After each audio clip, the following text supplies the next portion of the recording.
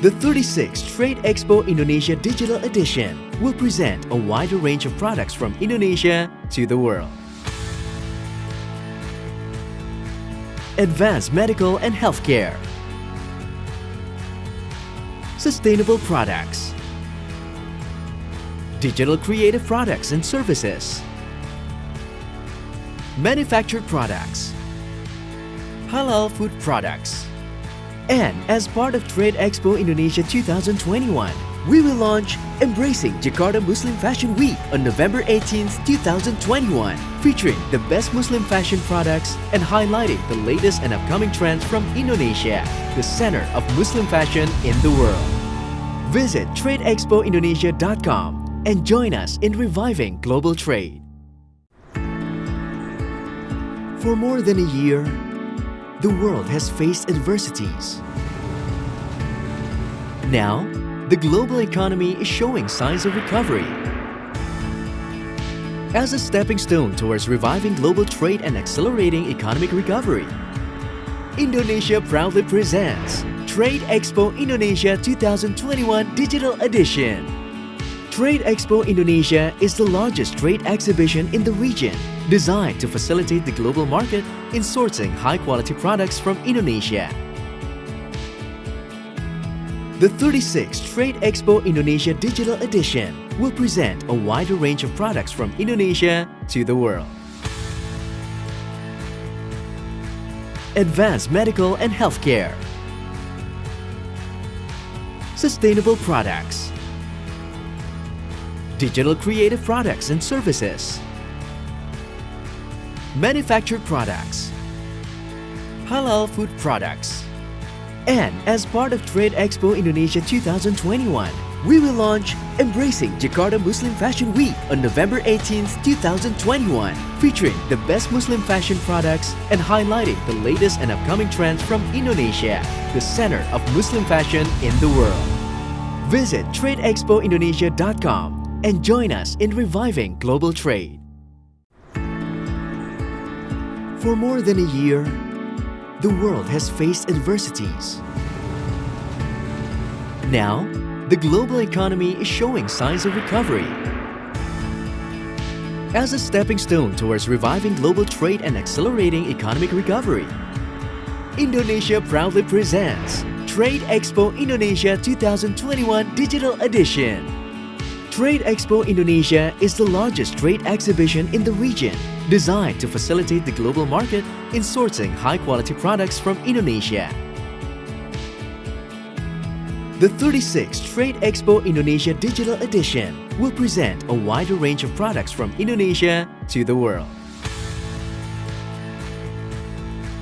Advanced medical and healthcare, sustainable products, digital creative products and services, manufactured products, halal food products.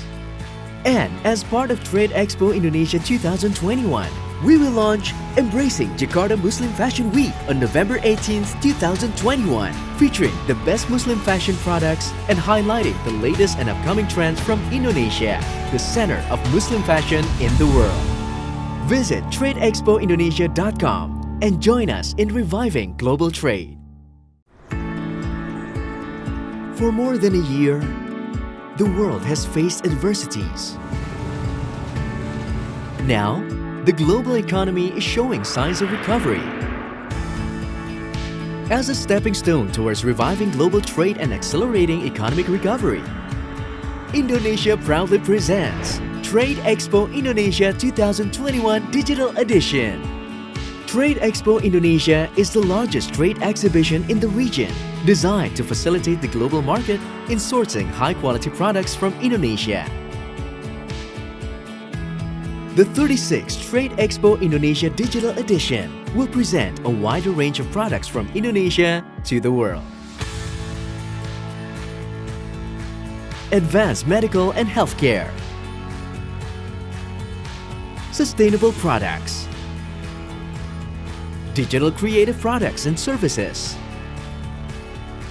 manufactured products, halal food products. And as part of Trade Expo Indonesia 2021, we will launch Embracing Jakarta Muslim Fashion Week on November 18th, 2021, featuring the best Muslim fashion products and highlighting the latest and upcoming trends from Indonesia, the center of Muslim fashion in the world. Visit tradeexpoindonesia.com and join us in reviving global trade. For more than a year, the world has faced adversities. Now, the global economy is showing signs of recovery. As a stepping stone towards reviving global trade and accelerating economic recovery, Indonesia proudly presents Trade Expo Indonesia 2021 Digital Edition. Trade Expo Indonesia is the largest trade exhibition in the region, designed to facilitate the global market in sourcing high-quality products from Indonesia. The 36th Trade Expo Indonesia Digital Edition will present a wider range of products from Indonesia to the world. Advanced medical and healthcare, sustainable products,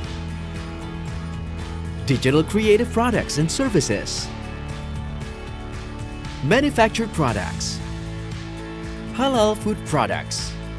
And as part of Trade Expo Indonesia 2021, we will launch Embracing Jakarta Muslim Fashion Week on November 18th, 2021, featuring the best Muslim fashion products and highlighting the latest and upcoming trends from Indonesia, the center of Muslim fashion in the world.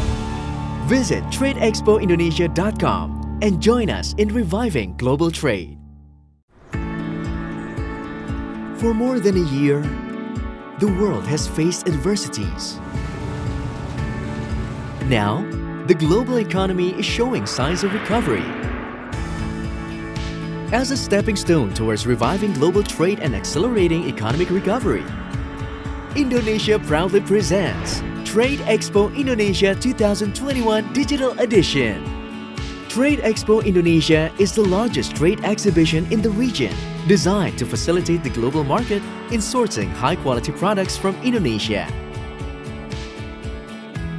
The 36th Trade Expo Indonesia Digital Edition will present a wider range of products from Indonesia to the world. Advanced medical and healthcare, sustainable products,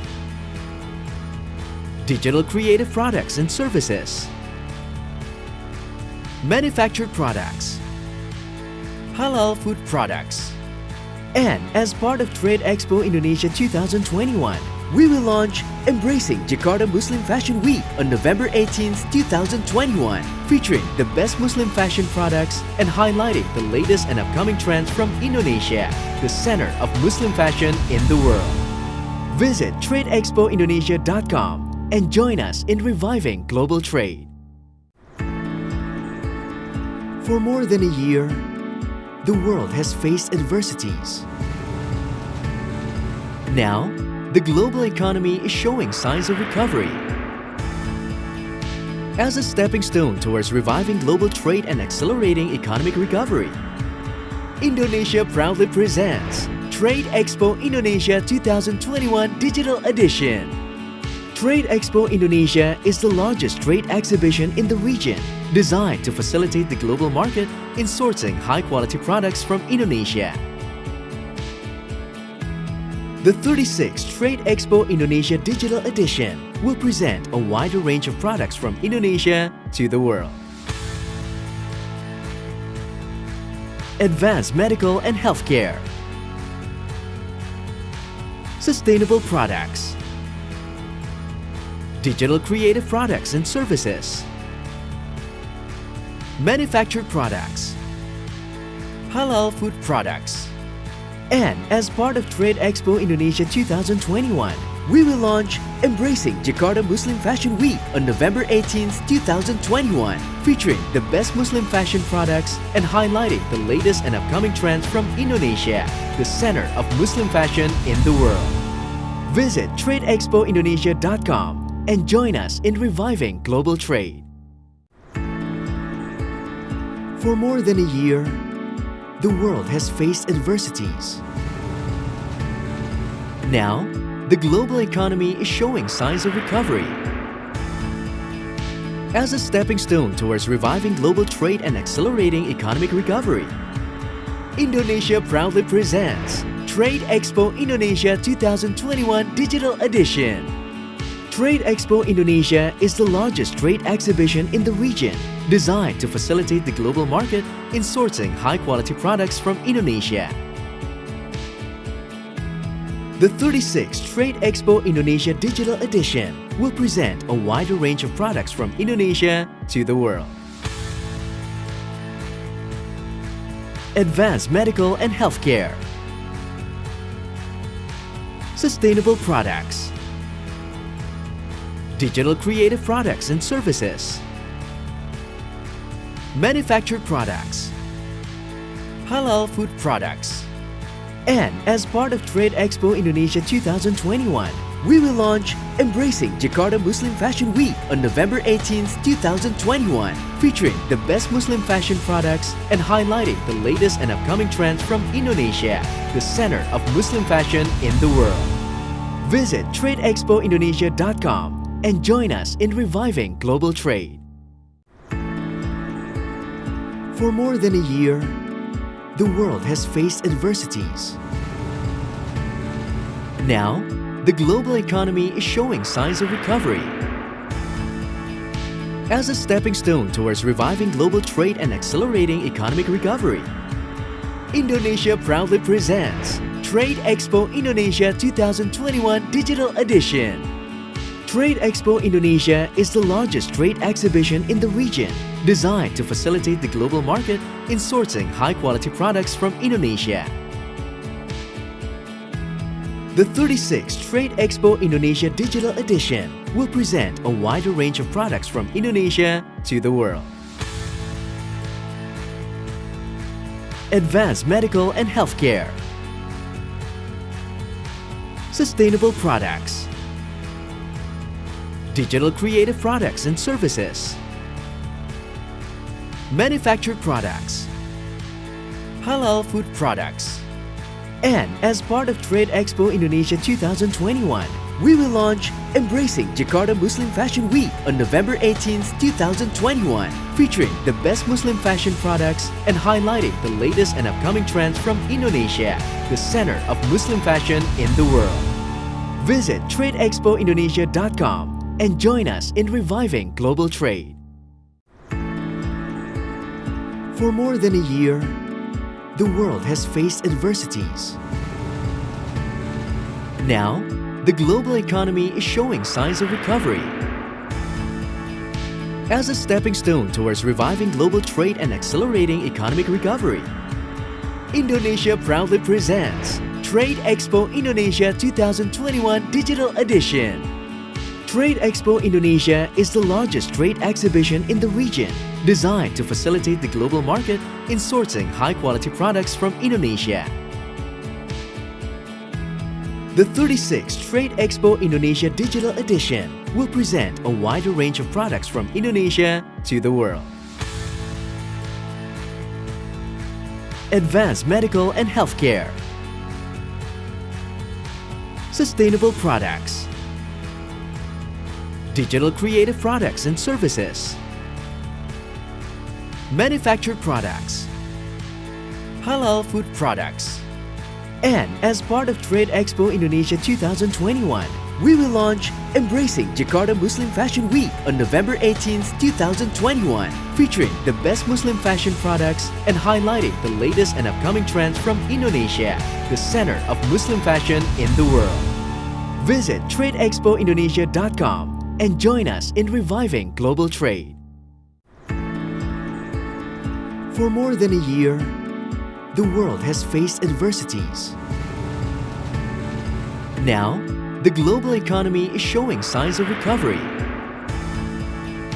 As a stepping stone towards reviving global trade and accelerating economic recovery, Indonesia proudly presents Trade Expo Indonesia 2021 Digital Edition. Trade Expo Indonesia is the largest trade exhibition in the region, designed to facilitate the global market in sourcing high-quality products from Indonesia. The 36th Trade Expo Indonesia Digital Edition will present a wider range of products from Indonesia to the world. Advanced medical and healthcare, sustainable products, digital creative products and services, manufactured products, halal food products. And as part of Trade Expo Indonesia 2021, we will launch Embracing Jakarta Muslim Fashion Week on November 18, 2021, featuring the best Muslim fashion products and highlighting the latest and upcoming trends from Indonesia, the center of Muslim fashion in the world. Visit tradeexpoindonesia.com and join us in reviving global trade. For more than a year, the world has faced adversities. Now, the global economy is showing signs of recovery. As a stepping stone towards reviving global trade and accelerating economic recovery, Indonesia proudly presents Trade Expo Indonesia 2021 Digital Edition. Trade Expo Indonesia is the largest trade exhibition in the region, designed to facilitate the global market in sourcing high-quality products from Indonesia. The 36th Trade Expo Indonesia Digital Edition will present a wider range of products from Indonesia to the world. Advanced medical and healthcare, sustainable products, digital creative products and services, manufactured products, halal food products. And as part of Trade Expo Indonesia 2021, we will launch Embracing Jakarta Muslim Fashion Week on November 18, 2021, featuring the best Muslim fashion products and highlighting the latest and upcoming trends from Indonesia, the center of Muslim fashion in the world. Visit tradeexpoindonesia.com and join us in reviving global trade. For more than a year, the world has faced adversities. Now, the global economy is showing signs of recovery. As a stepping stone towards reviving global trade and accelerating economic recovery, Indonesia proudly presents Trade Expo Indonesia 2021 Digital Edition. Trade Expo Indonesia is the largest trade exhibition in the region, designed to facilitate the global market in sourcing high-quality products from Indonesia. The 36th Trade Expo Indonesia Digital Edition will present a wider range of products from Indonesia to the world. Advanced medical and healthcare, sustainable products, digital creative products and services, manufactured products, halal food products. And as part of Trade Expo Indonesia 2021, we will launch Embracing Jakarta Muslim Fashion Week on November 18, 2021, featuring the best Muslim fashion products and highlighting the latest and upcoming trends from Indonesia, the center of Muslim fashion in the world. Visit tradeexpoindonesia.com and join us in reviving global trade. For more than a year, the world has faced adversities. Now, the global economy is showing signs of recovery. As a stepping stone towards reviving global trade and accelerating economic recovery, Indonesia proudly presents Trade Expo Indonesia 2021 Digital Edition. Trade Expo Indonesia is the largest trade exhibition in the region, designed to facilitate the global market in sourcing high-quality products from Indonesia. The 36th Trade Expo Indonesia Digital Edition will present a wider range of products from Indonesia to the world. Advanced medical and healthcare, sustainable products, digital creative products and services, manufactured products, halal food products.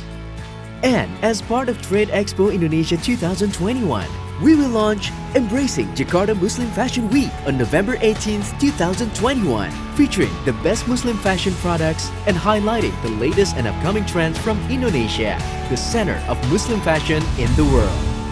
Visit tradeexpoindonesia.com and join us in reviving global trade. For more than a year, the world has faced adversities. Now, the global economy is showing signs of recovery. As a stepping stone towards reviving global trade and accelerating economic recovery, Indonesia proudly presents Trade Expo Indonesia 2021 Digital Edition. Trade Expo Indonesia is the largest trade exhibition in the region, designed to facilitate the global market in sourcing high-quality products from Indonesia. The 36th Trade Expo Indonesia Digital Edition will present a wider range of products from Indonesia to the world. Advanced medical and healthcare, sustainable products, digital creative products and services, manufactured products, halal food products. And as part of Trade Expo Indonesia 2021, we will launch Embracing Jakarta Muslim Fashion Week on November 18th, 2021, featuring the best Muslim fashion products and highlighting the latest and upcoming trends from Indonesia, the center of Muslim fashion in the world.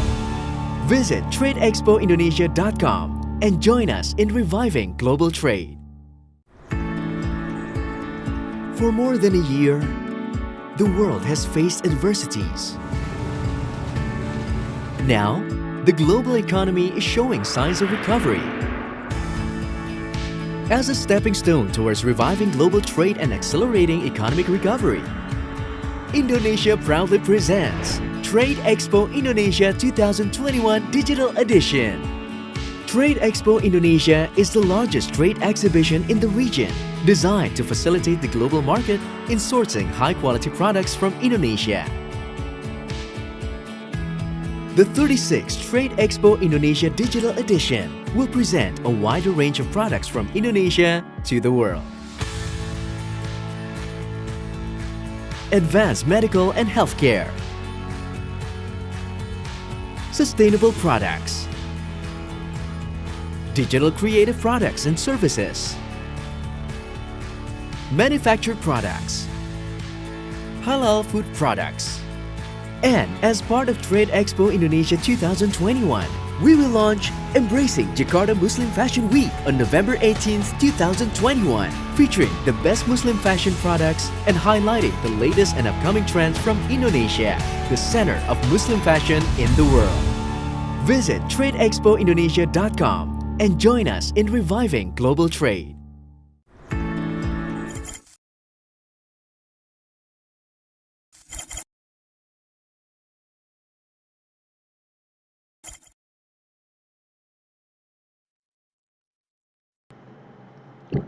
Assalamualaikum warahmatullahi wabarakatuh. Selamat siang dan selamat sejahtera. Yang terhormat Direktur Kerjasama Pengembangan Ekspor, Direktorat Jenderal Pengembangan Ekspor Nasional, Bapak Marolot Nainggolan. Yang kami hormati Sekretaris Jenderal Forum Fair Trade Indonesia, Ibu Neti Febriana. The Honorable Chief Executive World Fair Trade Organization, Ms. Tamara Kobuzet. Dan yang kami hormati para perwakilan kementerian, lembaga, asosiasi, dan pelaku usaha, serta tamu undangan yang berbahagia. Pertama-tama kami ucapkan selamat datang dan terima kasih atas kehadiran Bapak Ibu dalam acara Forum Bisnis Fair Trade Talk yang diselenggarakan secara virtual pada hari ini Jumat 29 Oktober 2021. Semoga Bapak Ibu sekalian yang berada pada ruang Zoom pada hari ini dalam keadaan sehat walafiat. Acara hari ini diselenggarakan atas kerjasama antara Kementerian Perdagangan, World Fair Trade Organization dan Forum Fair Trade Indonesia dengan mengusung tema Living Wage Calculation yang bertujuan untuk meningkatkan pemahaman serta mempersiapkan pelaku usaha kita dalam memenuhi standar sustainability di pasar global. Hadirin yang kami hormati, dengan memanjatkan puji syukur kehadirat Tuhan Yang Maha Esa, dengan ini acara forum bisnis akan kita mulai. Untuk mengawali acara pada hari ini, akan diawali dengan sambutan pembukaan yang akan disampaikan oleh Direktur Kerjasama Pengembangan Ekspor, Ditjen Pengembangan Ekspor Nasional, Kementerian Perdagangan. Kepada Bapak Marolop Nainggolan kami persilahkan.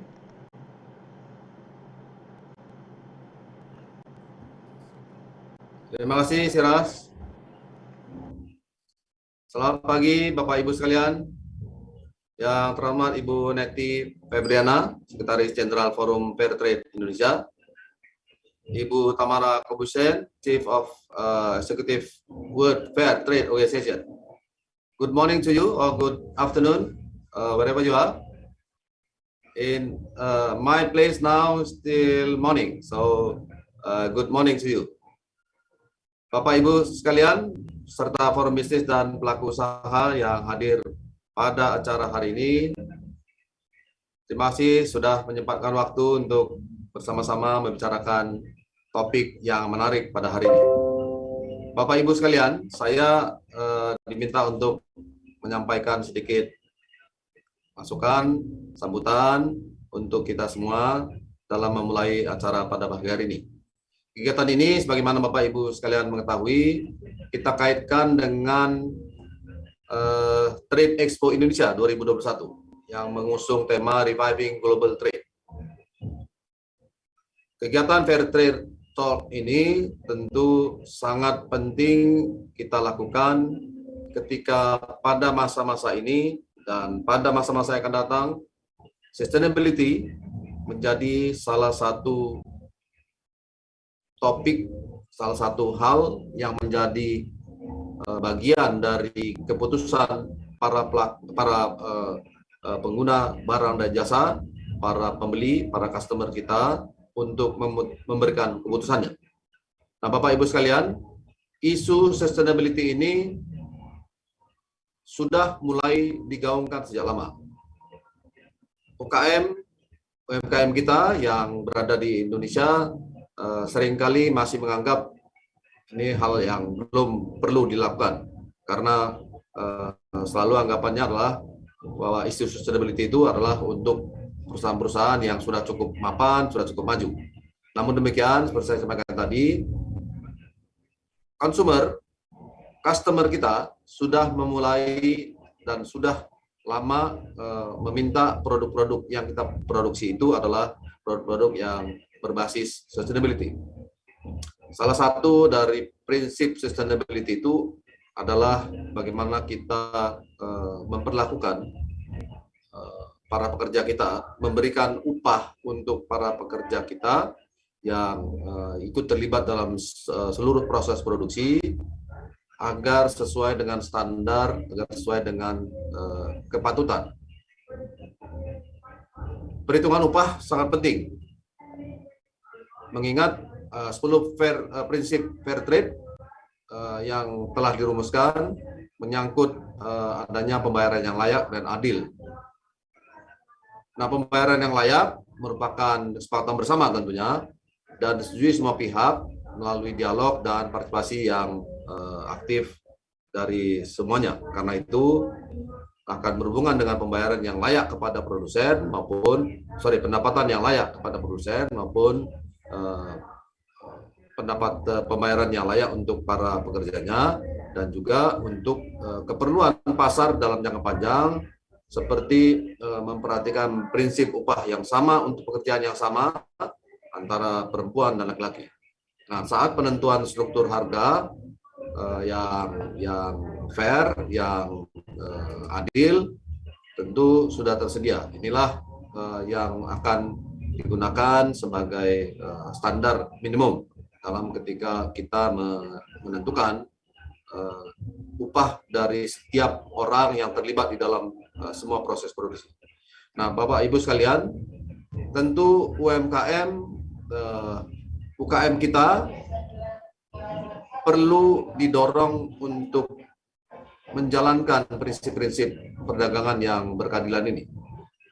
Karena tadi disampaikan pasar terutama di Amerika dan Eropa masih sudah melakukan prinsip ini sebagai satu cara bisnis mereka. Oleh sebab itu, ketika pasar sudah meminta prinsip-prinsip sustainability diterapkan untuk setiap proses produksi, maka UKM kita harus mengikuti prinsip ini, harus bisa mengadopsi prinsip ini supaya tetap berada di pasar. Jangan nanti pada saat kita sudah ditinggalkan oleh pasar, kita sudah tidak punya waktu lagi untuk mempersiapkan diri. Persaingan pasar saat ini cukup ketat. Semua negara, tidak hanya Indonesia, ingin masuk ke pasar-pasar yang baik. Katakanlah di Eropa, di Amerika Serikat, di negara-negara yang sudah maju, Jepang, Korea Selatan, karena pendapatan mereka yang cukup tinggi, kita dalam melakukan bisnis tentu berharap ada keuntungan yang lebih yang bisa kita manfaatkan dari pasar itu. Ketika kita menguasai pasar itu, tentu kita akan terus berkelanjutan di dalam bisnis kita. Sebab itu, ketika kita bicara sustainability, ketika pasar meminta persyaratan tertentu, kita tentu perlu mengikutinya supaya kita tidak ketinggalan. Nah, Bapak Ibu, kemitraan antara World Trade Organization dan Forum Fair Trade Indonesia bersama-sama dengan Kemendak, kita ingin mendukung kebijakan negara dan gerakan di tingkat global berkaitan dengan SDGs, Sustainable Development Goals itu dan ekonomi rendah karbon. Ini menjadi salah satu poin penting ketika kita melaksanakan kegiatan pada hari ini. Diharapkan tentu bagi para pelaku usaha yang dapat memanfaatkan sharing hari ini sebaik-baiknya agar menjadi lebih handal dan siap di dalam pasar yang mempersyaratkan prinsip-prinsip sustainability di dalam pengambilan keputusannya. Nah, saya mengucapkan terima kasih kepada Forum Fair Trade Indonesia, World Trade Organization, dan Bapak Ibu sekalian yang terlibat di dalam mempersiapkan kegiatan pada hari ini, terutama kepada panitia di Trade Expo Indonesia 2021. Kiranya kegiatan kita pada hari ini bisa memberikan manfaat yang lebih baik kepada semua kita, kepada perekonomian Indonesia, kepada seluruh pelaku usaha, kepada siapapun yang terlibat di dalam mempersiapkan pembangunan perekonomian kita di masa-masa yang datang. Dengan ini saya menyatakan pertemuan hari ini, diskusi kita, bisnis forum kita pada Trade Expo Indonesia ini dibuka secara resmi. Saya kembalikan pada Siras. Baik, terima kasih Pak Direktur atas sambutannya. Dengan sambutan yang disampaikan oleh Bapak Marolop Nainggolan tadi, maka acara Forum Bisnis Fair Trade Talk telah secara resmi kita buka. Sebelum kita memasuki sesi utama pada hari ini, izinkan saya untuk mengundang Bapak Ibu sekalian untuk dapat mengaktifkan video Zoom-nya, karena kita sebentar lagi akan melakukan sesi foto bersama. So before we go to the main session, we will have a short photo session. So I will invite all participants to activate the Zoom video, and I will count 1, 2, 3, and please give your best smile. Okay, so the first screen. 1, 2, 3. Okay, next. 1, 2, 3.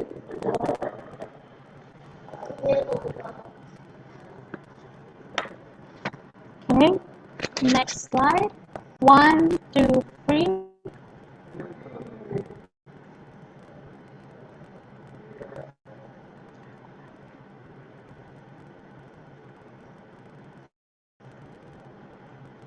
Oke.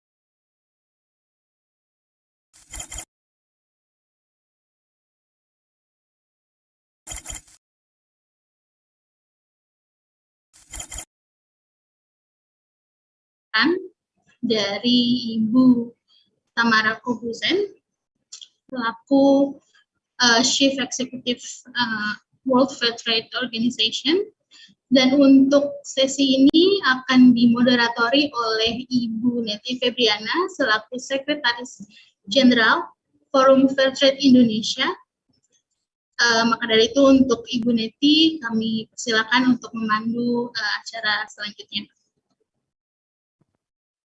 Yeah, thank you, Mbak Siras. Good day, everyone, ladies and gentlemen. Thank you to each and every one of you to being here today at this wonderful day. My name is Neti Febriana. I am the Secretary General of Forum Fair Trade Indonesia. And this is such an honor for me to be a moderator.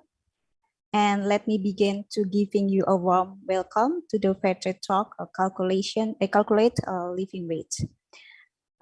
Before we get started, we would like to express my appreciation to Bapak Maralop Nainggolan, generously help us to make this event come true.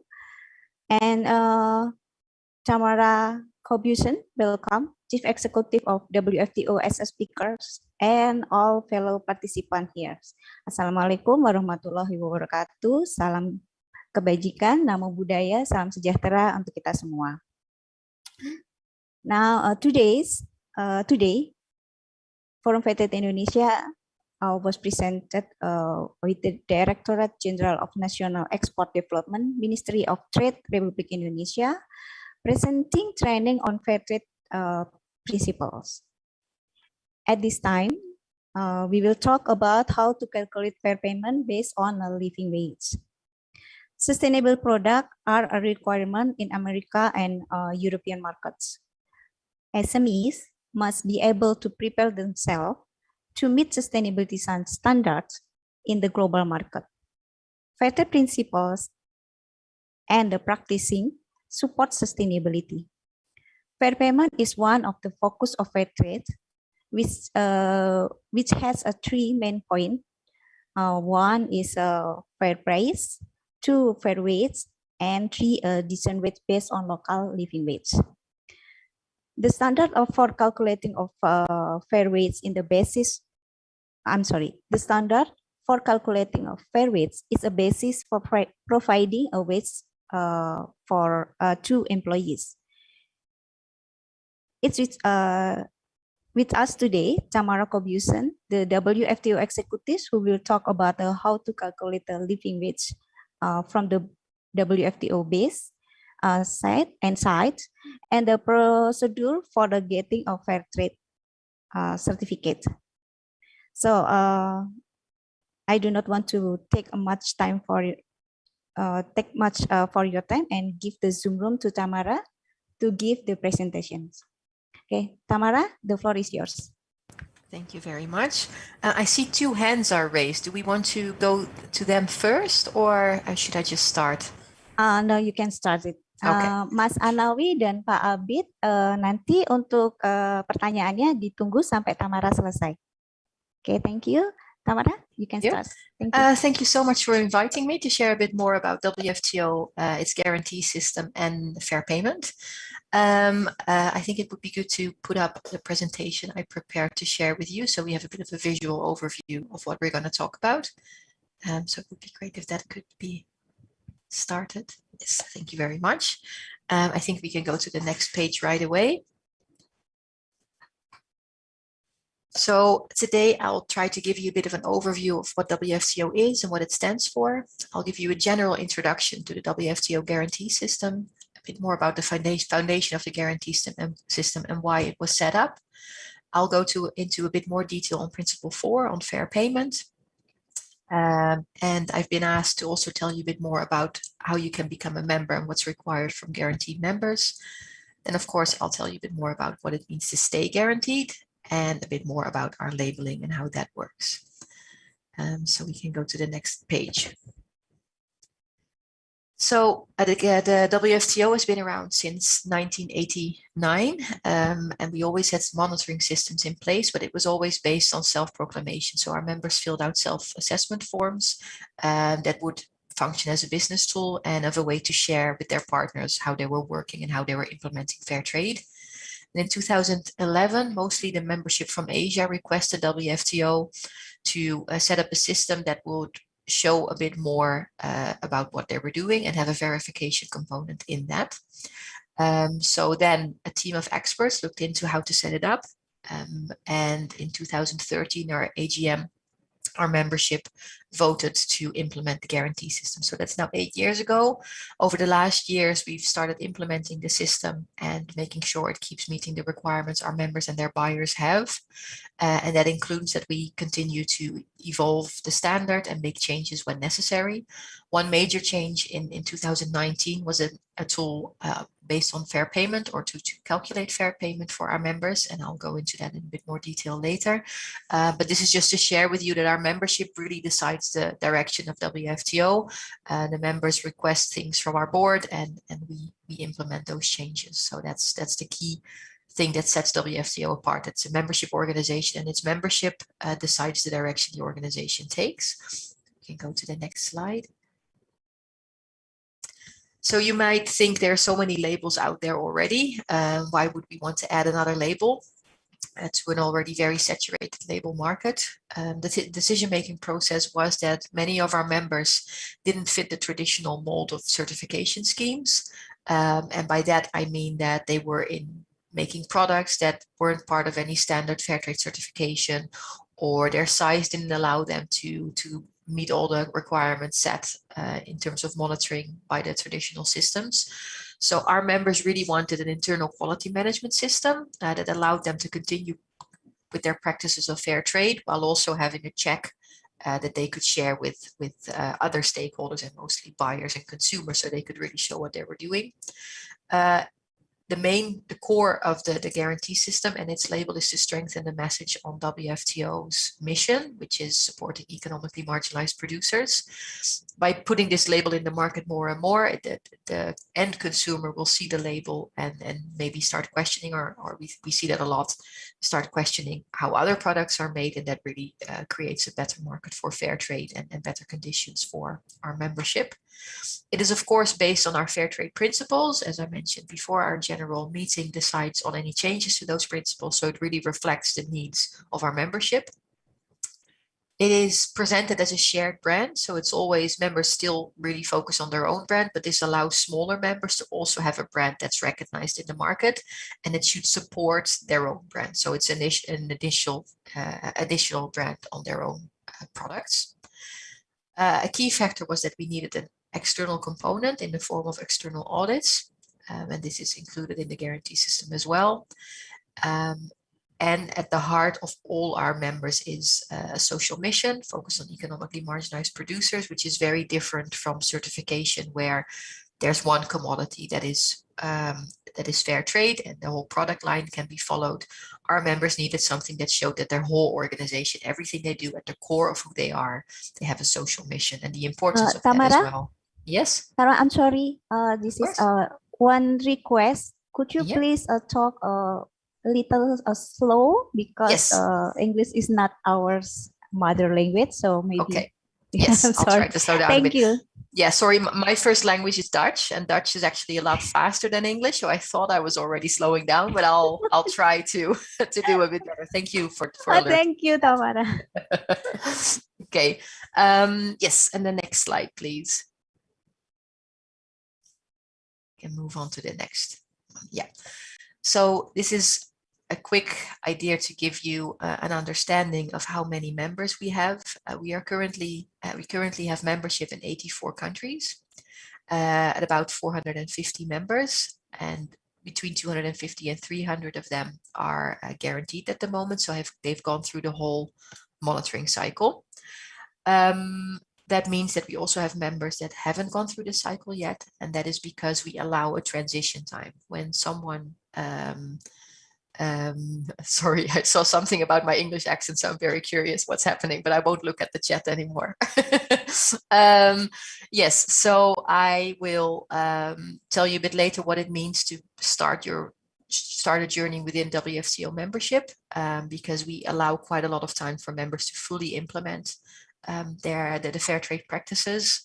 So the things that I'm going to share with you later on and all the requirements we set, please don't let that scare you off, because one of the core things WFCO believes in is that as long as there's a real focus on sustainability and a fair trade mission, we can work together to implement the system and meet all the requirements that we've set up for our membership, or the membership has asked us to set up.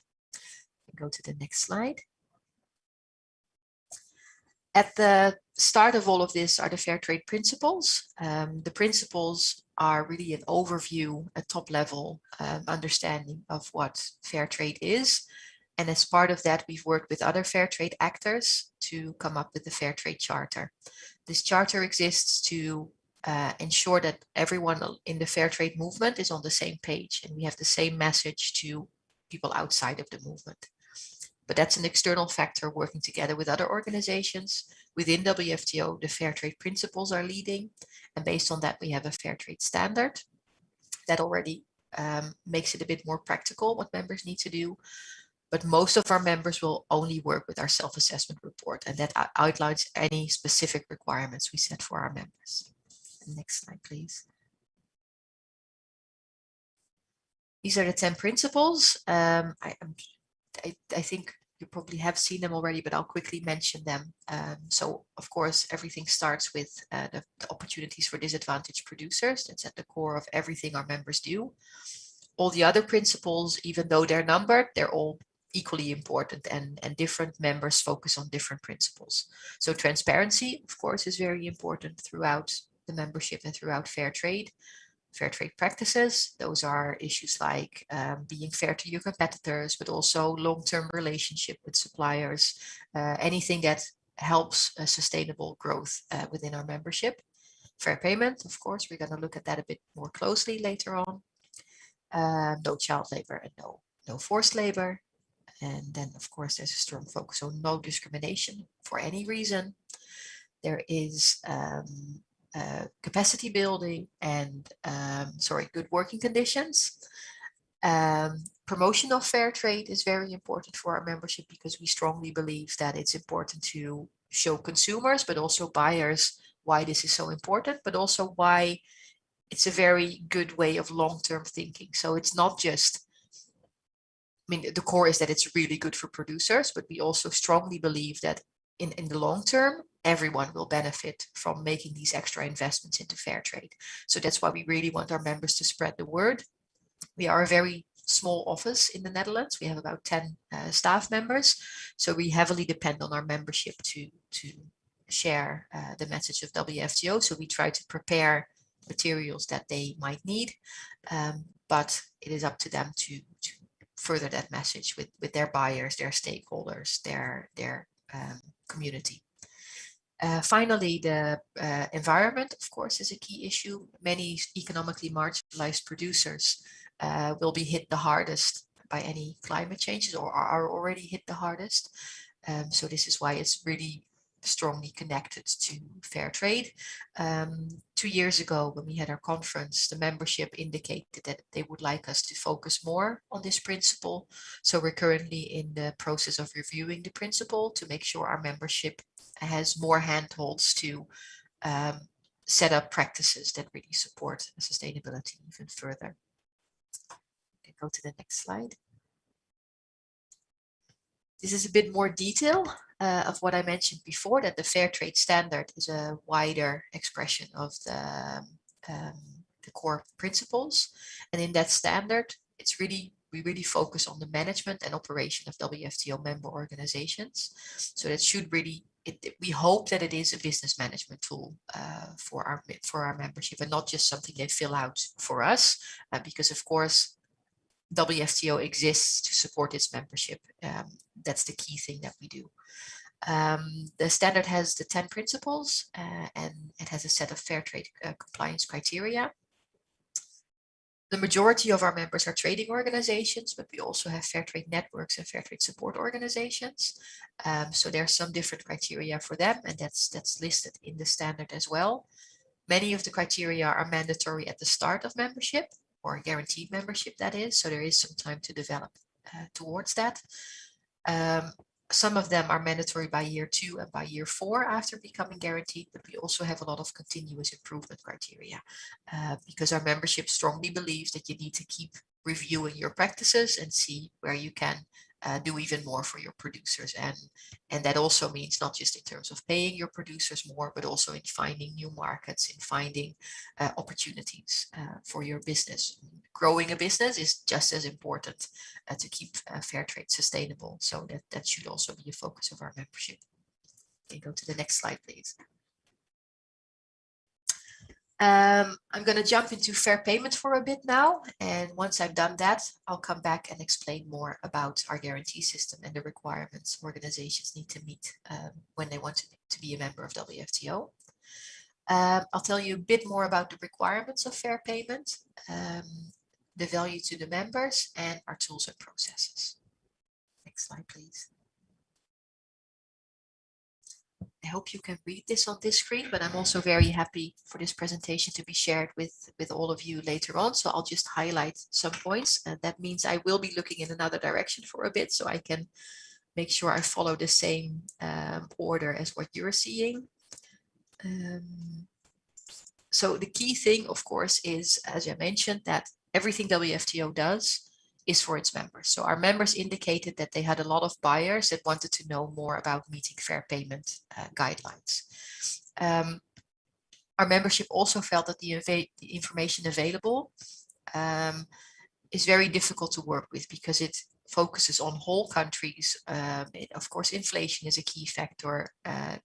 Many issues change a lot. And that is why, again, because we're a network organization, our main strength is that we have our membership that wants to set up these systems. So our system is focused on members doing their own calculations and being able to share with all their stakeholders how they got to that number.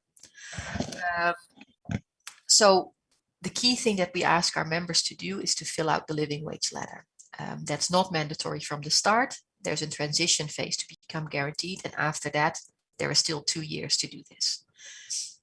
The local living wage ladder combines a lot of different living wage factors. So it first asks you to fill out the calculator, which is based on a food basket. So we ask you to look at what is the normal consumption for a typical producer that you have or worker, and what that would cost. Based on that total number, there's a multiplication factor that will add a lot of different components, such as housing, education costs, savings, transport, all the different components that someone needs to lead a good life. That is one component. We also ask our members to look at comparable tools. So if there is a living wage calculator that's already available for your area, then that can be included. We also ask to look at poverty lines and include them, the minimum official wage in the country. We ask to also map what the lowest paid workers within your organization or the organizations you buy from are paid. But I think a key factor for us is that we have this calculation based on the food basket. Then with all these other numbers I mentioned, there's an estimated local living wage. But in addition to that, we ask for a confirmed local living wage. And that means that you actually sit down with your producers and discuss their needs and what their thoughts are. The reason this is included is that we strongly believe that everyone in the supply chain should be aware of how costs are divided and where the costs actually are. And we find with many of our members, because they have such a close relationship with their producers, that conversation is extra important. So producers get a better understanding of what is required, and also how their wage lead to a certain sale price, and why there are limitations to what our members can do as well, because it does need to be marketable, and that you can't set the prices so high that there's no trade at all anymore. So we feel all those components are really important, and this is one of the reasons why we don't calculate living wages for the member countries that we have. Another reason is, of course, that there are 84 countries, and it would be almost impossible for us to keep that information up to date. But the core really is that our fair payment tool should be about awareness raising, and it should be about actually going through the process, so you have a very good story to share with your buyers, with your stakeholders, and with your producers on why prices are set certain ways and what the component of the actual wage is in those calculations. So living wage letter, filling that out is mandatory after 2 years. We do ask our members to have a clear product costing in place as well, but that's also not mandatory for quite some time after joining the WFTO. We ask for members to have a clear understanding of what the products are sold as to the end consumer, to get a good picture of the value component at each stage. A fair negotiation process is key in our system because of the confirmed living wage that I just explained a bit more about.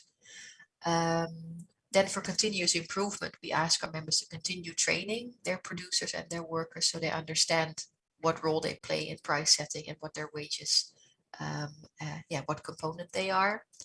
We do ask our members to pay a minimum wage simply because that's a legal requirement. That's very important.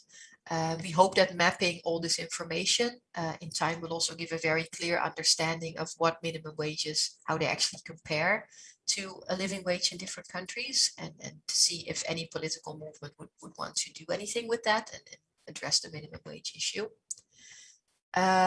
We do ask our members to have an improvement plan in place to actually start paying the living wage as well. But we do see that, of course, there's a lot of different factors that go into that. And we do understand that it might not always be possible at this stage.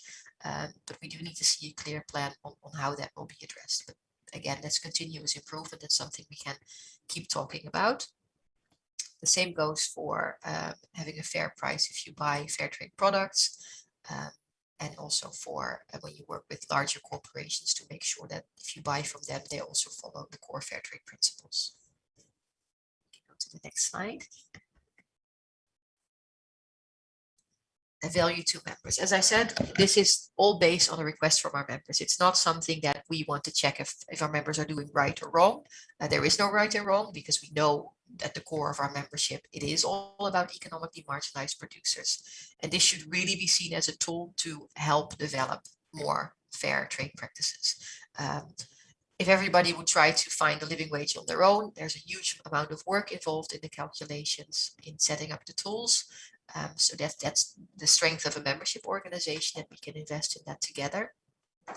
So what we're trying to do, like I said, we're trying to map the situation. So hopefully in a year or two, we'll have a lot of data points all around the world that show the living wages, but also what the official minimum wages are, what people actually are getting paid, and all the different factors, poverty lines, to get a very clear understanding of what's going on around the world.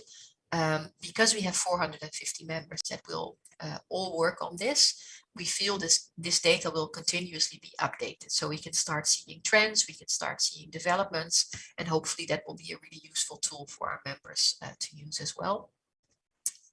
Another key factor, as with everything WFTO, is that it's owned by our membership. So if our members feel that this is not working for them, they can bring it to the whole membership, and there will be a review.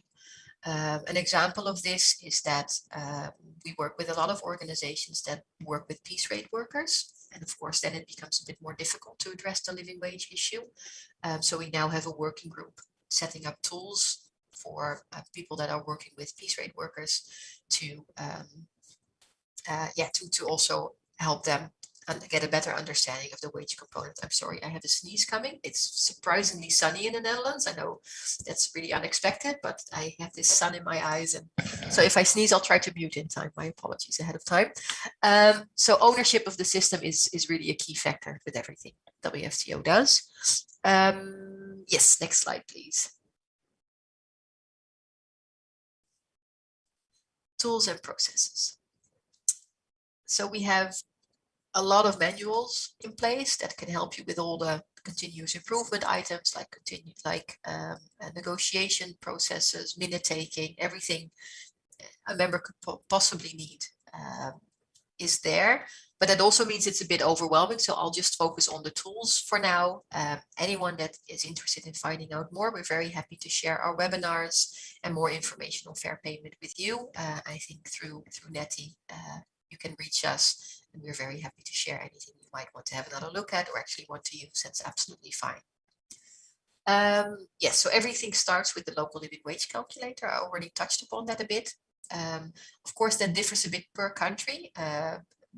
Food baskets are very different for different countries, but we do want to make sure that it relates to the local reality. So I would normally refer to a national authority on healthy diets or anything like that, but also a talk with your producers, what they actually buy and what they actually need would be very useful. What comes up quite a bit is that a lot of producers and workers also grow part of their own food. To keep this system fair, we ask to have a full healthy diet in this food basket because that allows the calculation to continue on as it should. This data then gets added to the living wage ladder.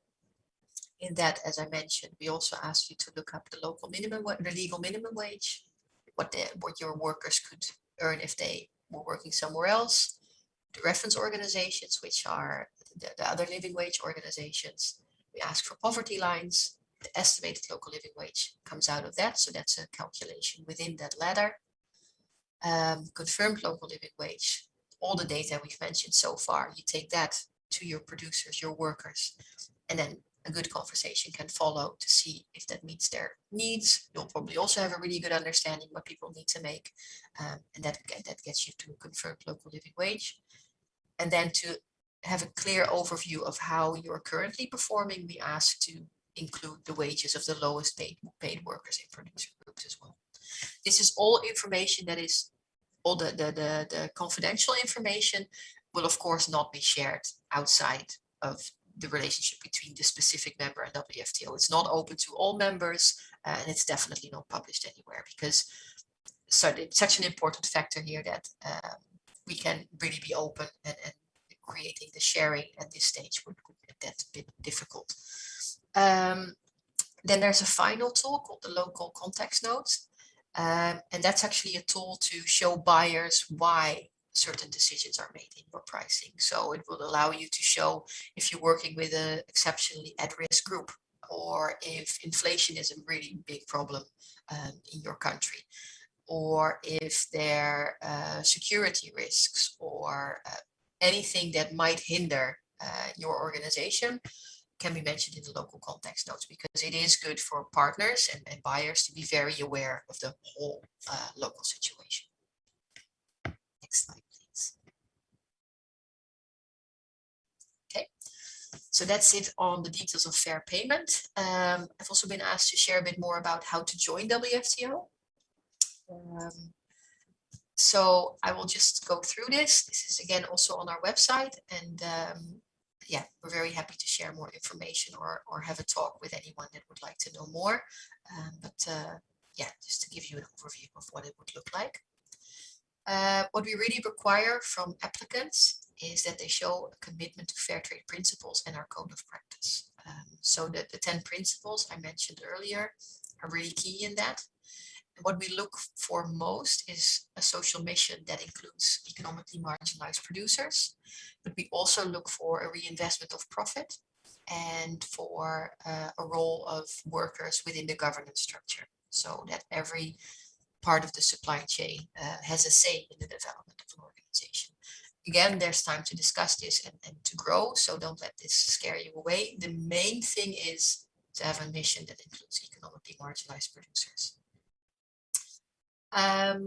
We also ask for sound economic performance, and we ask for one set of financial records. This is set up because we do need stability within our membership, and we need to see how people are conducting business before they can start, because it is a lot to work on. So we need to have a stability within an organization. And there's also the thought process that an organization needs to be in existence for a while, so we can actually show how they performed over the past year or more. And of course, there needs to be sustainable practices in production processes and supply chains. And again, this is something, as long as the will is there and the focus of the organization is in place, that is something that can be worked on together. And then, yeah, we can focus on that then. Once you've reviewed this, when organizations have had a look at our standard to see if this is something they aspire to, then we invite organizations to apply for membership.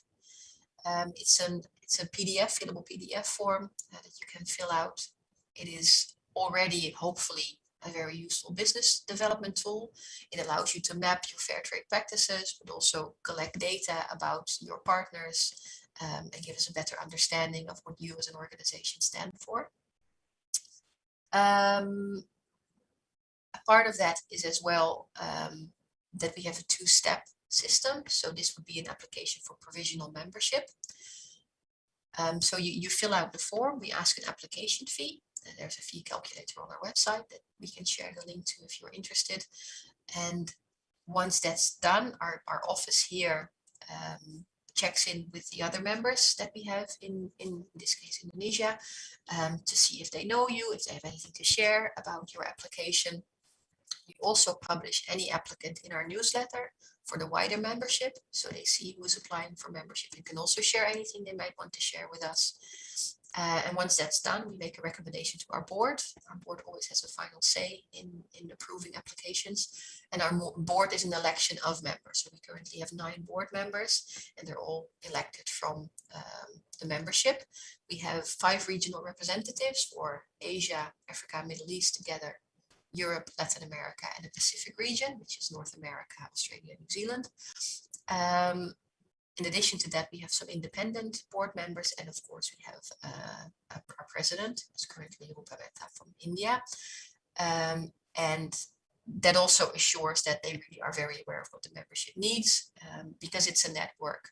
We rely on that in terms of new membership as well. And it's so important to create those links with other members that's why we involve the whole membership. So once the board approves a provisional membership, we're officially part of the WFTO community, and we can start working towards guaranteed membership, which would allow the use of the product label. Next slide, please. To become a provisional member, I think I need to mention that can take as long as you want it to take. In official processing times here at the office, we need 2 weeks to get from an application to proposing it to the board. But of course, there might be quite a bit of back and forth in completing the data and adding information to your application form. So it really depends on how fast you can go in terms of provisional membership. For provisional to guaranteed membership, we set a maximum time frame of 2 years, which means that after 1 year, we ask you to complete the self-assessment report, which I'll tell a bit more about later. And we ask you to undergo a monitoring audit. This is a maximum of 2 years. You can go as quickly as you can. We have members that complete the whole process in a couple of weeks because they tell us ahead of time and they really want to use the product label. They have other reasons why they want to go really quick. So it is 2 years. If you feel you need full time to implement certain principles or criteria, please take the full 2 years. But if you want to go quicker, that's also very feasible, and we're very happy to support you when you want that. So the first step would be a self-assessment report. Most of the self-assessment report is already in the application form. So that means we have uploaded it into our systems. And when you want to take the step to start filling out your self-assessment report, we pre-fill the self-assessment report form with all the data we already have. And we ask you to complete the fields that are not completed yet. And that would be mostly the items that are set up for continuous improvement, because we only look at the mandatory parts when you become a member to begin with. So most of the work is already done in terms of the self-assessment once you are approved for provisional membership, and there's just a few extra steps to take. After that, all our provisional members have to undergo a monitoring audit to become guaranteed. We always try to keep the audit as local as possible. At the moment, we actually do quite a big part of it online, and we hope to continue doing that also after the threat of COVID has hopefully diminished. But there will always be a component of organizations being visited by a local auditor. And we really try to go as local as possible because we think it's important from a resource perspective, travel costs, but also travel environmental pressure. But we also think it's very important to have an auditor that's familiar with the local situation. So that's a key thing. After the audit's completed, it could be that every requirement is marked as compliant, but in the vast majority of cases, there are some things that still need to be worked on. And then we work together to set up an improvement plan. In some cases, I might ask for extra information or for a policy that needs to be written, and then we can go towards awarding guaranteed membership status. So that's it in a nutshell. I'll go into it a bit more detail from the next slide, please.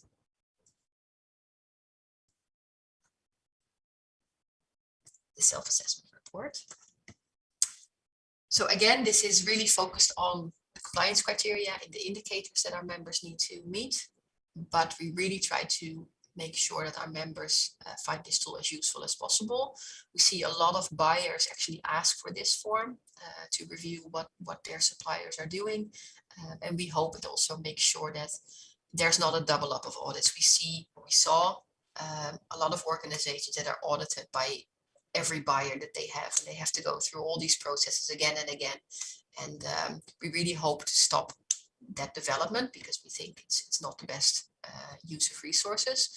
So we also try to contact buyers to see what is needed, what they would need to be able to trust on a guaranteed status. So that's a continuous conversation, and we welcome feedback from our members as well. If they say, well, our buyer really needs us to prove that we are doing this, then we can either see if we can include it in our forms, but we also have cases where we just have an extra bit for the auditor to look for that specific buyer, but it's part of the core WFTO audit to save resources. We ask our members to complete the self-assessment report every 2 to 3 years. The majority of members is every 2 years, so for trading organizations.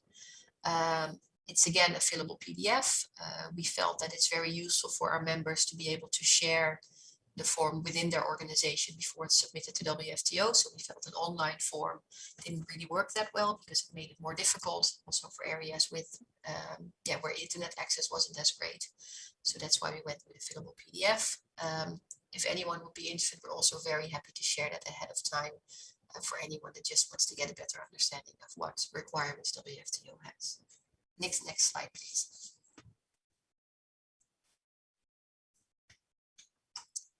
Okay, so it's a business development tool that starts with the self-assessment report. But of course, for a business development tool, it's also very valuable to get outside feedback once you've completed your internal processes. We try to achieve that by having a peer visit, which means anyone within the organization or anyone, within WFTO or someone outside of WFTO from a local NGO who has some understanding of fair trade can play a role in reviewing the self-assessment and helping you develop further. There's of course the monitoring audit. A key component in the guarantee system, as I mentioned before, is that many of the traditional certification schemes are actually very expensive, and we had a lot of members where those kinds of costs just weren't feasible. So we tried to have a close look of what was actually at the core of what was needed in terms of verification, and try to see how that can be done as efficient as possible. So a big part of that is the self-assessment, because that's of course the work within the organization. A peer visit is a lot cheaper, of course, than a monitoring audit. And we only have a monitoring audit for most of our members every 4 years. Then we have a Fair Trade Accountability Watch, which is a tool where members can make sure that they protect the brand by notifying us if anything needs follow-up. And we ask our members to monitor their own suppliers. Next slide, please. Peer visits. For provisional members that don't have any other certifications, we recommend that they have a peer visit before they start the monitoring audit. And this is because we feel that that really helps them prepare for the audit. And because the audit can then be done quicker, that again saves money with the auditor. Once a member becomes guaranteed, it becomes mandatory to have a peer visit. A peer visit then replaces a monitoring audit. So this is why we can have such a long cycle of audits, because there's a peer visit in between. So there's still an external component. We also see it as a really strong networking opportunity. We have quite a few members that from this peer visit actually started trading together, developing products together. We see it that members see it as a very useful experience to do more within their own country. And as I said, it's a really strong cost-saving mechanism, because rather than having an audit every year, auditors, as you all know, cost a lot in fees and in travel costs, and we really try to reduce that this way. Next slide, please. For our peer visits, we have an online training, so they have a better understanding of what's expected. And it just has a short test that explains a bit more about what is required and what the focus is.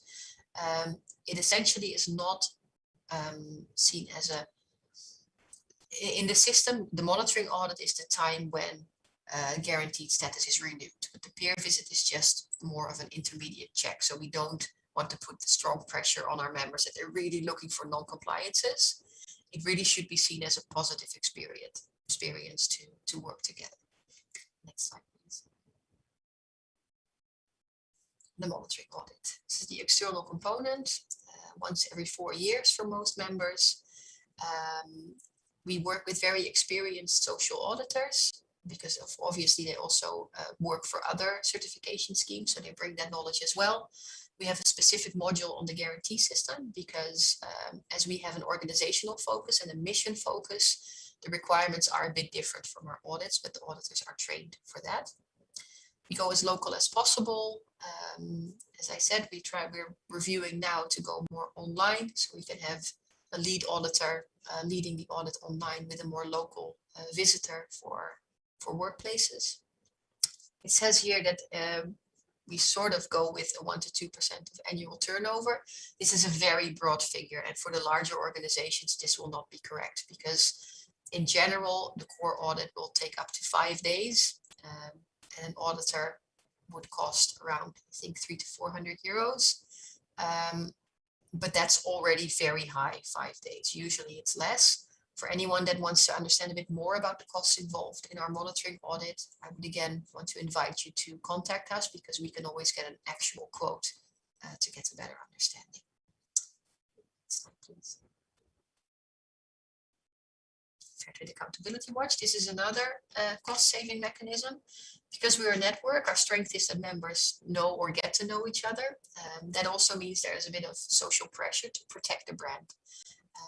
And anyone that has a concern can share that with us. So that's within the membership, but also external stakeholders. So that could be buyers, it could be customers, it could be workers in a world shop. Anyone can share their concerns with us. This is all very confidential, of course. We always go back to our member to follow up about the complaint, to see their side of the story, to review what's going on. In most cases, our members have a very clear explanation what's happening, and then we just file it for their next audit for a final review. In very few, we've had, I think, 3 cases so far where we actually do an extra audit to see what's going on, and it's proven to be a very useful tool to address any concerns stakeholders might have, but also to make our members aware of these concerns and to find a way to solve them together. So it's been a very positive tool for our membership. There's a guarantee system committee involved, so whenever we receive an alert, they are informed and they research the alert with the office's support. Next slide, please. As I mentioned, our members are at the core fair trade organizations with the focus on economically marginalized producers. And many of them already have a system in place on how they decide who they work with if they buy finished products from other partners. So the choice was made to have members set up their own systems, but have specific requirements for that. So we need them to keep a register for how to make sure that everybody is over 16 or 18, depending on the context. We need to at least visit them every 3 years. And there's some core requirements that we need our members to review, but the form that takes is actually up to the member. And we're very happy to support on that and work on an improvement plan if it's not in place. This is something where we ask our members to have a framework when they become a guaranteed member. So to have a plan in place when they visit, what organization, how they monitor the core criteria, but it doesn't have to be fully implemented until 2 years later. Next slide, please.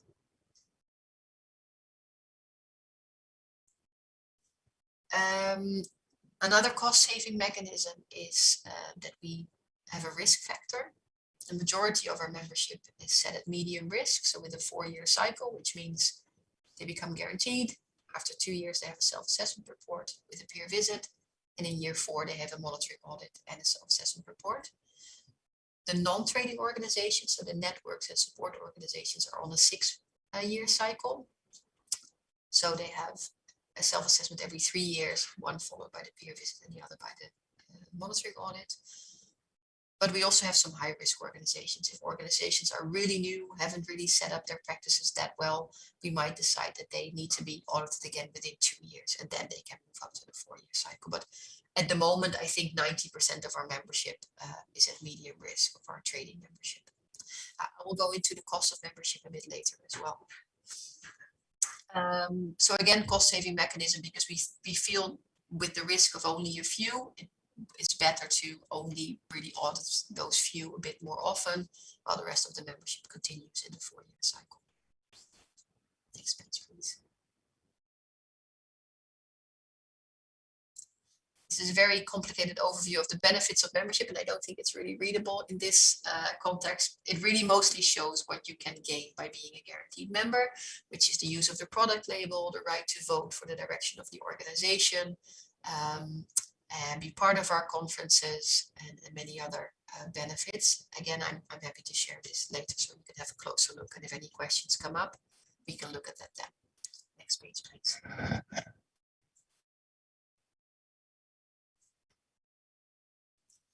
So the key visual aspect of our guarantee system is, of course, the ability to use our member mark and our product label. The member mark may be used by all guaranteed members, and it can be used on stationery and email signatures on any non-product, really. Next page, please. And the product label can go on products, but some members also choose to use that on their stationery and their signature, because of course that outlines that it's guaranteed fair trade. Key thing to keep in mind about this label is that it's owned by our membership, which means that we don't charge a licensing fee. We do have, of course, the membership fee, but it doesn't matter how many products you use the label on. It's all included in that membership fee.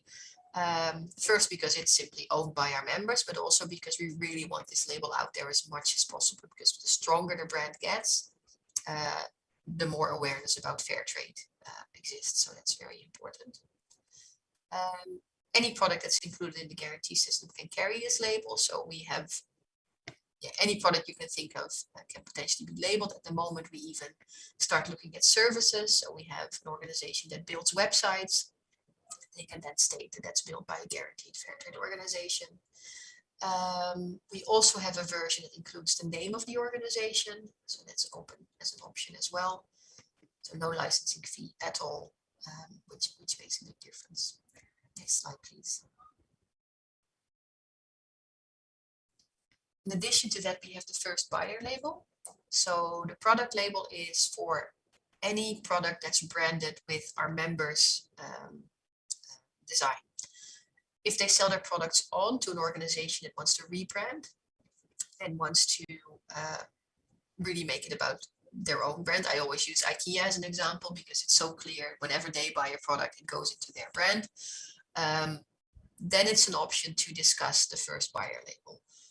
Because it's an organization-based label, it's very important that it's very clear that the product is sourced from a guaranteed organization. So in this case, this product has been sourced from Plastics from Change, a WFTO guaranteed fair trade enterprise. This whole label, including the sourced from, can go on packaging that has anything other than your branding. There would be a contract between us, you, and the first buyer. There's a subset of set of criteria that buyer would need to comply with. So you can think of things like prepayment of up to 50% when requested, paying on time, having good conditions if an order is cancelled, like really the core trading principles of fair trade.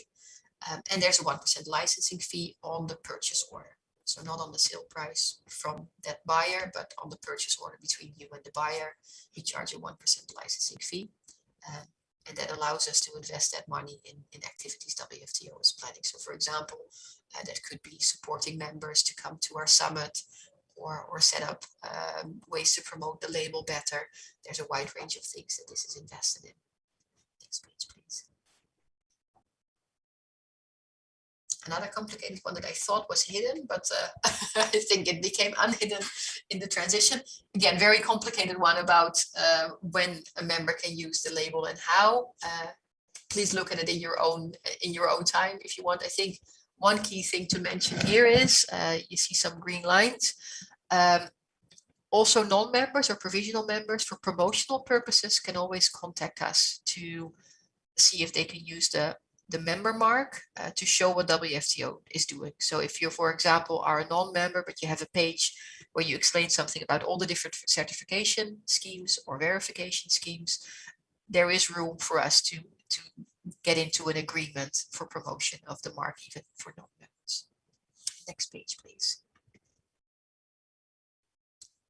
So getting ready for membership, as we mentioned before, it's really just checking our principles and our standard to see if that fits your way of working, to map your fair trade practices and do an in-depth review of the work, and to get the external verification. I think this is also a good time to look at the pricing and the costs of WFTO membership. I didn't include a slide on that because it differs so much depending on turnover. So we calculate our fees based on turnover.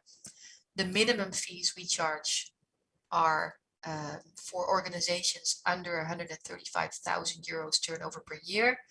It's 400 in global fees, and I believe 100 euros in Asia fees, because we have a regional component to our fees, because there's a regional office to offer extra support and promotion within the region. So I would strongly recommend, and I'll put it in the chat, there's a calculator on our website, and that will show you, if you put in your turnover, it will show you right away where, how much a membership fee would be. For, so I was saying the lower edge of the global fee is 400 euros, and then there's a component for Asia. That's also in the calculator, but I don't know it off the top of my head. But there is also a ceiling in place. So the maximum fee in Asia is, I think, a little over 3,000 euros a year. But that's for the really big multi-million organizations that would go in that direction. So I think the next slide is the last slide I had, just to give you a bit more details on who you could reach out to. And we're very happy to answer any questions.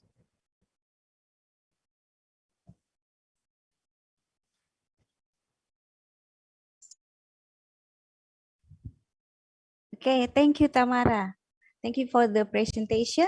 From the beginning, how to become a membership of Fairtrade, WFTO, and how to become get the certification of the Fairtrades. Ibu Julianti, you have asking about how I'm sorry, a moment. How to get the certification of fair trade. Tamara presentation will be shared, or you can get from the link or the presentation in the Google links. So you can see how to become, Tamara already explanation how to become the members and how to get the certification of WFTO fair trade guarantee products. Okay, we have already some questions. Maybe I can share the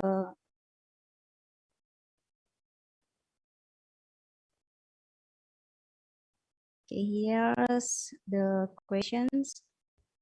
Yeah, the questions. How can a company be part of WFTO membership? What membership category does a company have, and what the benefit does a member get to promote trade fairness? Indeed. Thank you.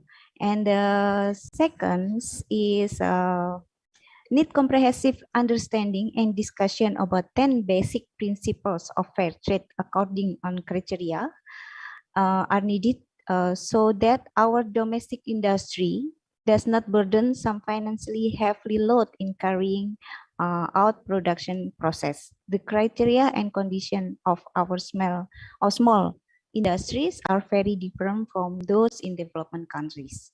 Maybe in this is two questions first, Yes, but there is still there's three questions, but you can answer this. I'll start with these. Yes, so the membership procedure, I think I already explained quite a bit about that. So it's the key thing is to fill out an application form. Then we check in with other members in your country. The main thing is that we look for a social mission, so a focus on economically marginalized producers. In terms of categories, we have fair trade organizations, fair trade support organizations, and fair trade networks. And that really depends on where your income comes from. So if more than 50% of your income is from trade, then we classify you as a fair trade organization. If less, then it's a support organization or a network. In terms of benefits of membership, I think the key thing to keep in mind with WFTO is that it's really you're being part of the network. So it's the choice to be part of a movement and use the tools we often offer for you to grow in your business and grow your fair trade practices. So we also offer opportunities on e-commerce platforms. We ensure that the WFTO name gets out there, which makes buyers want to check out our product search and see how they can source from members.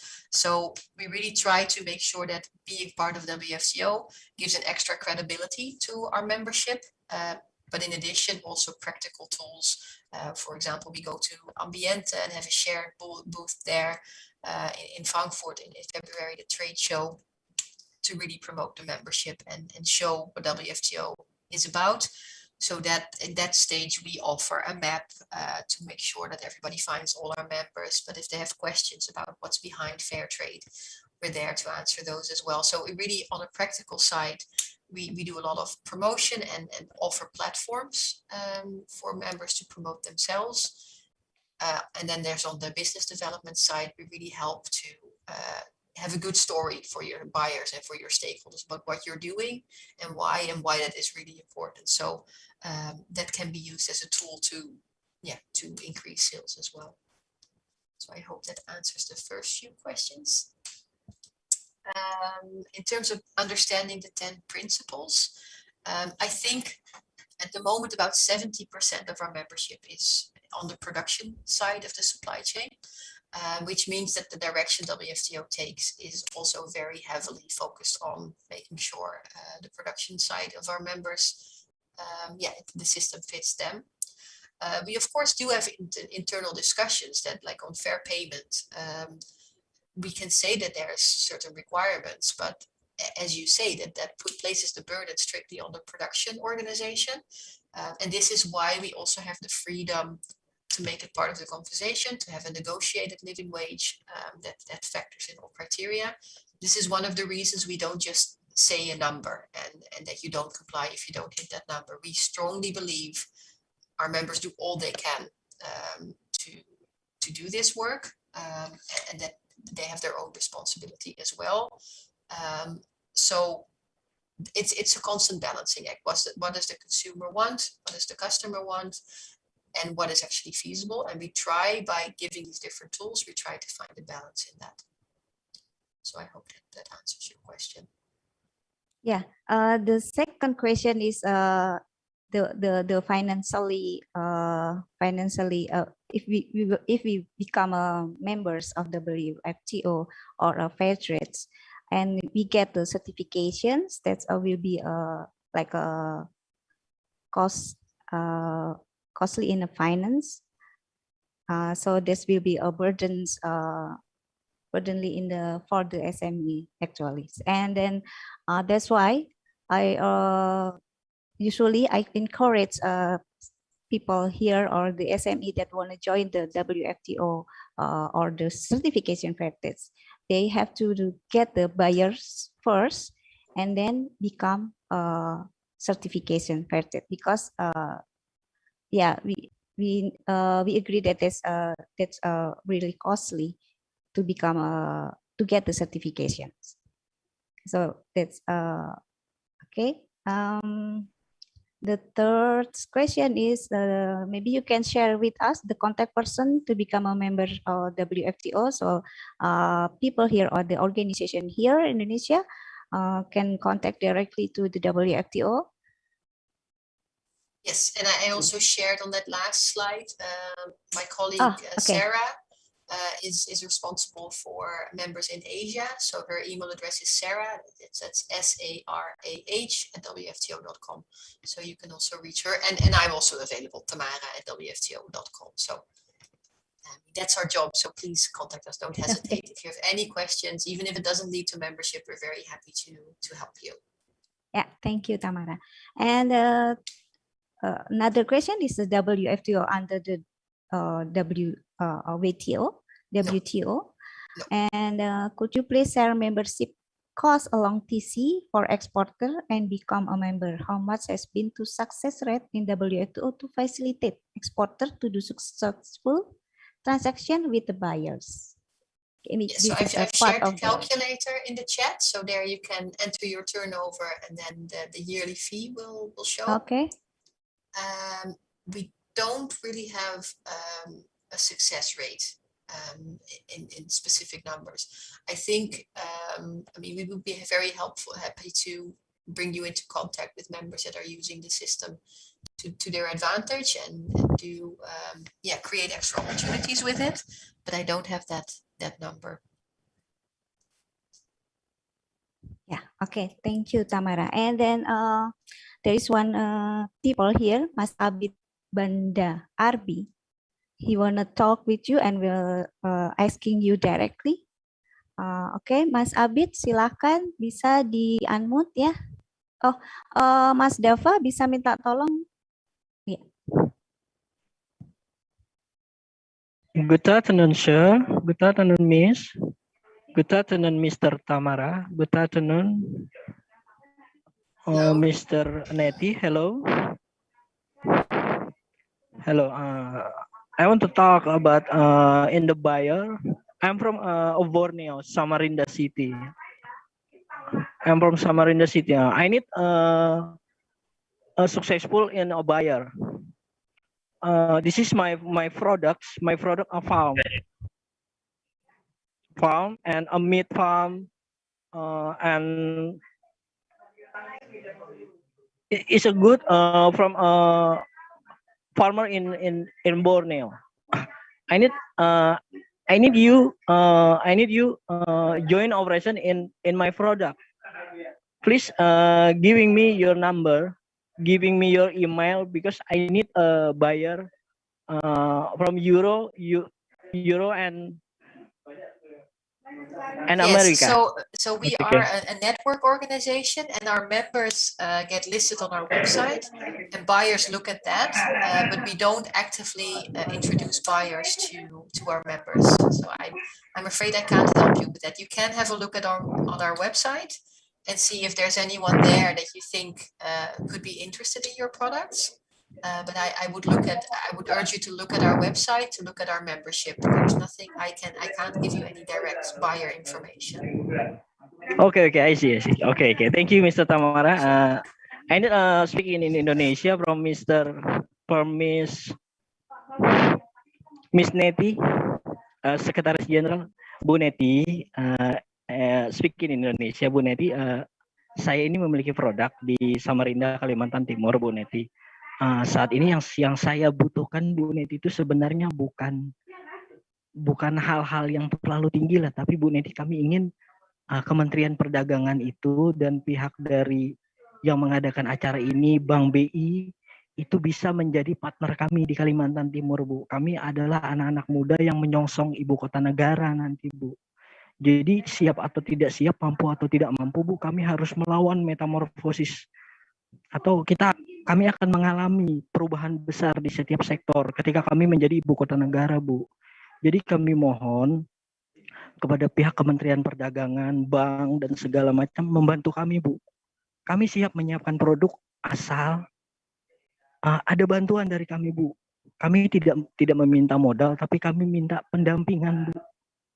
Saya mohon kepada seluruh pihak yang ada di sini, bank maupun kementerian dari Bussiness Forum, kami minta bantuan itu. Ya, kami minta oke. pendampingan. Terima Siap. kasih, itu saja. Ya, Sukses Mas. dan sehat selalu, Bu ya, buat Ya. seluruh peserta, seluruh panitia, para instansi, dan Ibu Tamara. God bless you, Miss Ya. Tamara. Thank you. Ya, terima kasih Mas Abid. Nanti kita Mari. tampung ya. Nanti bisa dari Kemendak, dari KPE akan melanjuti ke Mas Abid ya. Di sini juga ada banyak dari Kementerian Perindustrian juga ada, Parekraf juga Siap. ada, mungkin bisa ditampung untuk Mas Abid. Nah, tapi terkait dengan yang fair trade, Mas Abid mempersiapkan diri untuk organisasinya Mas Abid, mempersiapkan Siap. diri untuk dengan apa yang di pasar Eropa minta, gitu ya. Siap. Kami siapkan produk, Bu. Ya. Siap. Oke, terima kasih. Back to Tamara. This one another question again. What is the benefit of being a member of the WFTO? You already talked about it. And does the WFTO also assist in its member to promoting their product with WFTO label to world market? Example in Europe market. So maybe yes, so we really we have this product search and like we offer fashion catalogs, we offer all these tools that when members find WFTO or when buyers look at the WFTO page, they can find our members and see what they do and we can show them all the amazing things our members do. But we also accompany our members to trade shows like I said before, to Ambiente, but also to New York Now. When we have our summits every 2 years, we always have a market where we try to attract as many local buyers as possible. This year, we actually have our summit in Berlin. So we'll have a fashion show there with a lot of external parties. And we also have a market again, a trade show where we invite as many people as possible. So we do offer a lot of promotional events. We also are in projects with other organizations, digital platforms on fair.com, for example. We're working with eBay at the moment to promote our members better, and they can join the program to promote their own businesses there. So we really try to facilitate buyers and platforms connecting to our members in terms of promotion. Yeah, but the condition have to become a guarantee fair trade members first. Yes. Yeah, yes, that's the mandatory. Yeah. That's absolutely. Provision members cannot be joined. That's some projects are open to provisional members already. Oh, okay. Not all, because of course it is a risk to our brand if we haven't done the monitoring audit yet. So we are quite strict on that. But as I said, if this is a key thing for you, members can become guaranteed quite quickly. I mean, if someone tells us from the start that they're really eager to get guaranteed, it can be done in a couple of months and they can join the programs. Yeah, thank you, Tamara. This is once Pak Heriana raise hands. Maybe you can unmute the speaker. Oke, terima kasih Bu Neti, thank you Miss Tamara. Bu Neti, tadi kita sempat bicara dengan saya lihat di chat beberapa teman, ini sesuatu yang sangat menarik mengenai freight rate ini ya. Dan kebetulan dari perusahaan kami juga customer sudah beberapa yang menanyakan tentang freight rate. Jadi kami kemarin baru selesai diskusi dengan manajemen, kita juga ingin mempelajari tentang freight rate ini. Jadi kesempatan ini adalah satu kesempatan yang buat kami luar biasa bahwa kami hari ini bisa ikut dalam forum ini. Untuk selanjutnya mengenai freight rate ini, apakah akan ada pertemuan-pertemuan lebih lanjut lagi? Atau bagaimana Bu, planningnya seperti apa Bu? Karena kelihatannya freight rate ini baik Amerika maupun Eropa sudah mulai, selain organik dan NGO itu mereka sudah mereka sudah mulai fokus gitu loh Bu mengenai hal ini. Ya, terima kasih. Jadi ya, terima kasih ternyata Ibu ya. Oke. Kegiatan kita ini sudah kegiatan adalah follow up dari kegiatan 7 seri pembelajaran fair trade. Jadi kita sudah dengan Kemendak ya, dengan KPE juga bekerja sama untuk memberikan pelatihan tentang fair trade selama 7 kali setiap hari Kamis kalau nggak salah. Dan ini adalah kelanjutannya dari 7 seri Ibu. Jadi mungkin informasi yang kemarin seri pembelajaran fair trade belum diterima oleh Ibu ya. Jadi mohon maaf, mungkin nanti ke depannya kita akan bikin lagi seri pembelajaran fair trade lagi untuk lebih mengenalkan fair trade kepada UKM gitu Bu. Jadi sebenarnya ini adalah lanjutan atau tindak lanjut dari serial 7 pembelajaran fair trade sebelumnya gitu. Oke, Tamara. Actually, this event is following the 7 fair trade series learnings 7 times every Thursday in August and September, and this is following that event. So Ibu Heriana asking about what is following, what we can do after this event. So I just explained to her that this is the following of our webinar series in August and September. Okay. Bu Neti, sorry, boleh satu lagi? Oh iya. Kami ingin tahu lebih lanjut karena kebetulan kan kami tidak ikut yang 7 series itu Bu. Apakah kami bisa mendatangi kantor fair trade yang di Kemendak untuk mendapatkan data lebih lanjut? 7 serial fair trade ini ada di YouTube. Jadi nanti bisa diakses di YouTube-nya Forum Fair Trade Indonesia. Gitu. Jadi, kalau misalnya Ibu berkenan nanti saya kirim untuk materinya. Tetapi kalau untuk videonya bisa nanti dilihat di YouTube. Ada. Boleh Bu, materinya kalau memang ada saya berminat sekali. Nanti kalau misalnya butuh pendampingan, nanti kita bisa dampingi dari Forum Fair Trade Indonesia. Oh, boleh. Nanti bisa di-share email ataupun nomor telepon yang bisa kita kontak untuk bisa mendapatkan materi. Ada. Ibu sudah terima email pemberitahuan untuk link hari ini ya dari email membership Forum Fair Trade Indonesia. Silakan kontak di situ. Itu ada email, ada handphonenya. Oke, ada baik WhatsApp. Bu. Terima kasih. Kalau terima email pemberitahuan tentang link hari ini itu dari kami. Dari membership. Itu saya terima, saya ada terima. Ya, silakan ditanyakan di situ aja. Baik, terima kasih Bu. Ya, terima kasih. Ini ada lagi. Once again, Tamara, to be a member, we do need a register through Indonesian Representative Office of WTO or directly into WTO Global. The membership process is directly with WTO Global. Yeah. Yeah. Okay. Forum Fair Trade Indonesia.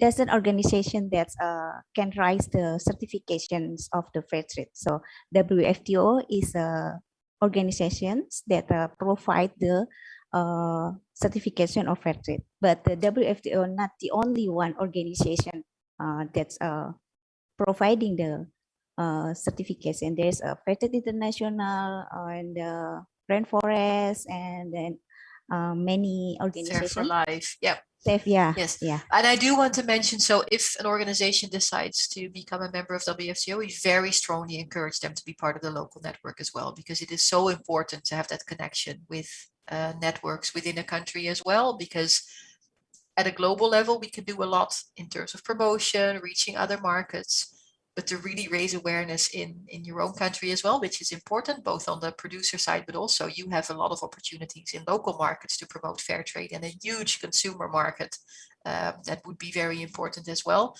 So we very strongly recommend membership of local networks or national networks as well. Super important. Yeah, it's been a Forum Fair Trade Indonesia, right, Tamara? Ya, jadi Bu Erlisa, kalau untuk mau bergabung dengan Forum Fair Trade Indonesia, kita mengembangkan gerakan, kita bergerak bersama ya, promosi-promosi fair trade, dan kita juga bisa mendampingi teman-teman UKM untuk bagaimana mempraktekkan atau menjalankan 10 prinsip fair trade. Nanti untuk ke globalnya bisa dengan Tamara langsung, dan untuk mendapatkan sertifikat bisa dengan WFTO. Okay, so the last questions maybe, what is difference in WFTO organization with maybe the ones organization that's rights certification like Fair Trade International or Rainforest? Maybe you can explain what is different with WFTO with others. Yeah, the main difference is that those, we call them commodity certifier, they're really focused on specific products. So that can mean that the organization can be a normal, regular trader, but only have one product line that is fair trade. Our members can't do that. I mean, our members have to fully commit to fair trade. They can have some products that are not officially fair trade, but they have to be very clear in their reasoning behind that. So that could be because the product simply isn't available from fair trade sources, or they have just started working with a new supplier and they're supporting them to become fair trade. So the main difference is that commodity verifications are really following the product line. So it can be a chocolate bar and only the cocoa can be fair trade. For WFTO, that's not an option.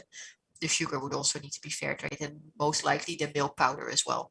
So that's at the heart of it. We only work with organizations that are fully focused on fair trade, while most of the certifiers follow one product within a combined product. So that's the core difference. And of course, we have a membership organization. So our members decide our direction.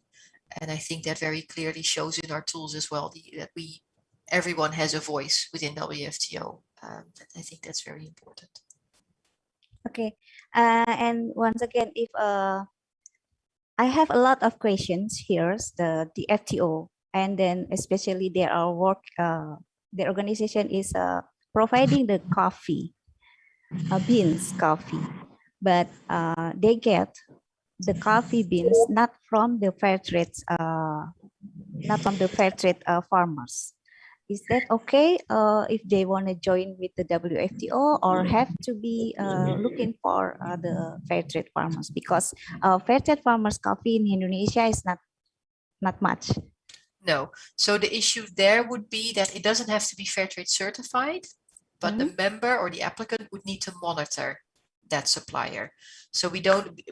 If our member monitors an organization, we also call that fair trade. So if they have that internal monitoring system in place, so they review all these core criteria, then we see that as fair trade as well.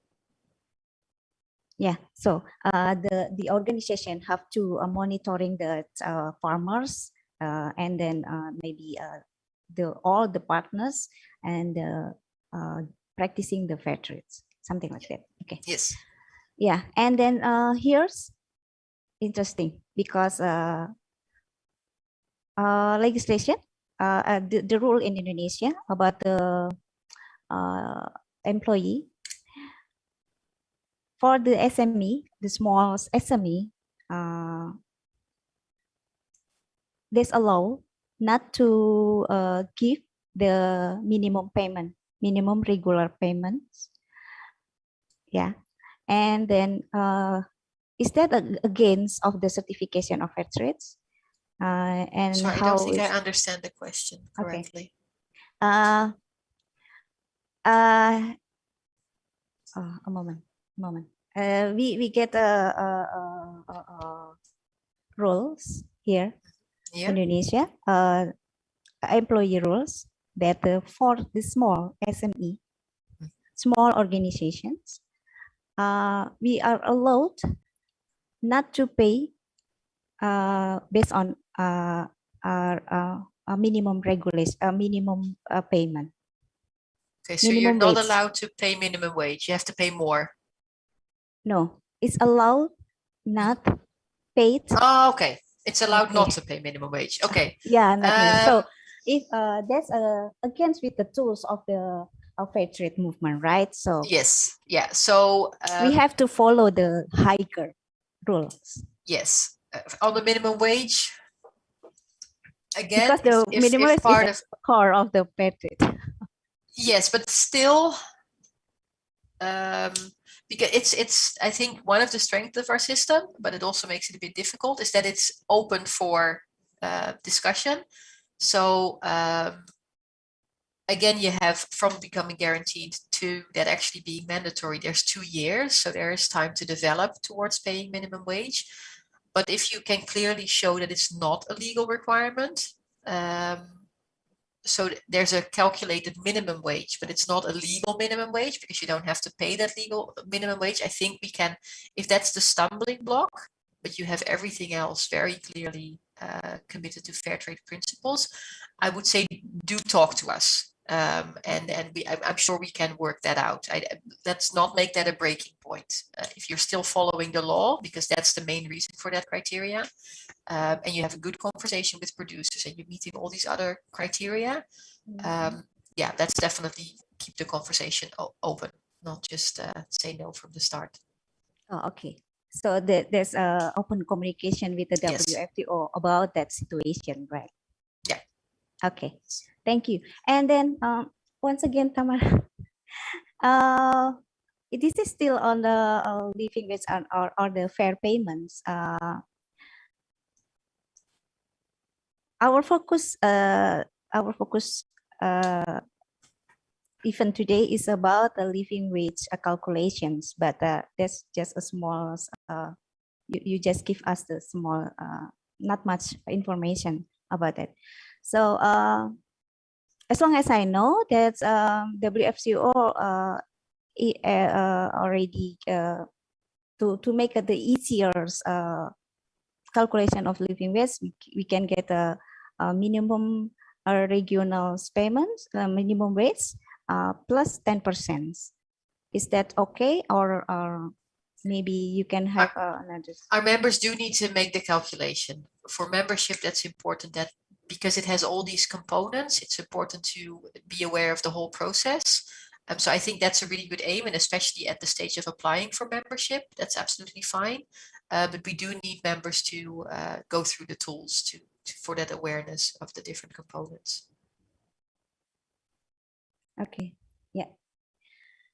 And like I said, I'm happy to share the tools as well, and the webinars that are really, because we have hours of webinars on this topic. So I'm very happy to share those.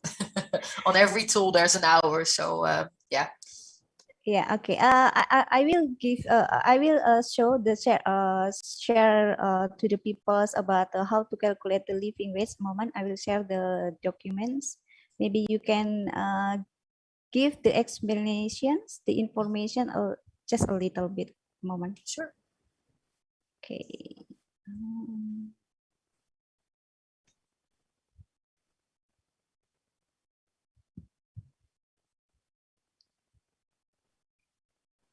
Here, living wage calculation.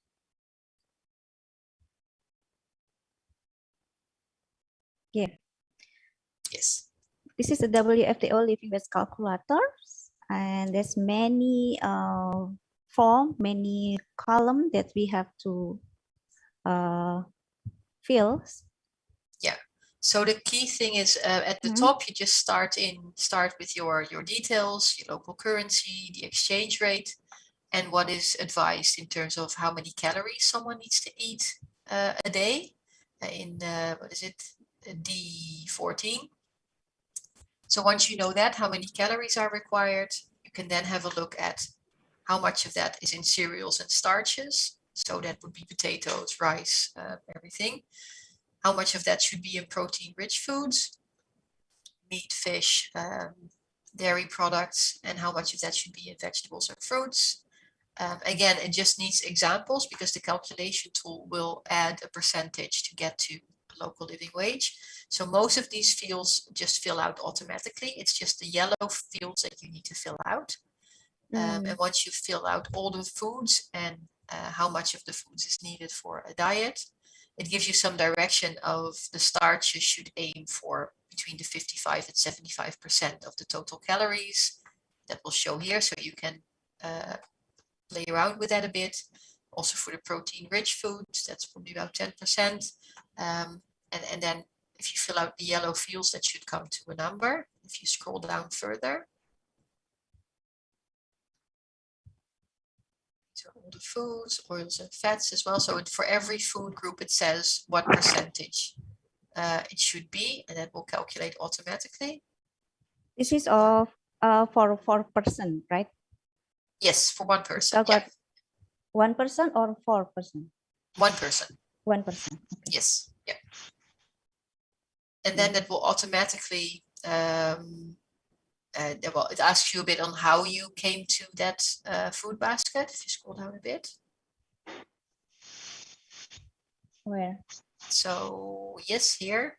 Okay. So 61, how did you determine the composition? Just so we have a bit of background information on how you got that information, and how you, like in the Netherlands, there's an authority on food center, and there you get that information. But of course, that's different for every country. And then we also ask, how did you determine the price? Because it may be that producers shop at a very different place than maybe office staff shops, or just to get a clear understanding how that's set up. If you go to table 3, there we ask for the local multiplier. So that is actually, you can find that in the World Bank data. So that can just be added, and that local multiplier makes sure that, so say the food basket is 10 euros, and then 10% is added for transport, 50% is added for housing, everything is added up, and then that should give a good overview of the total cost of food per adult per day, and then it's multiplied, and you get a result. And then if you go to table 4,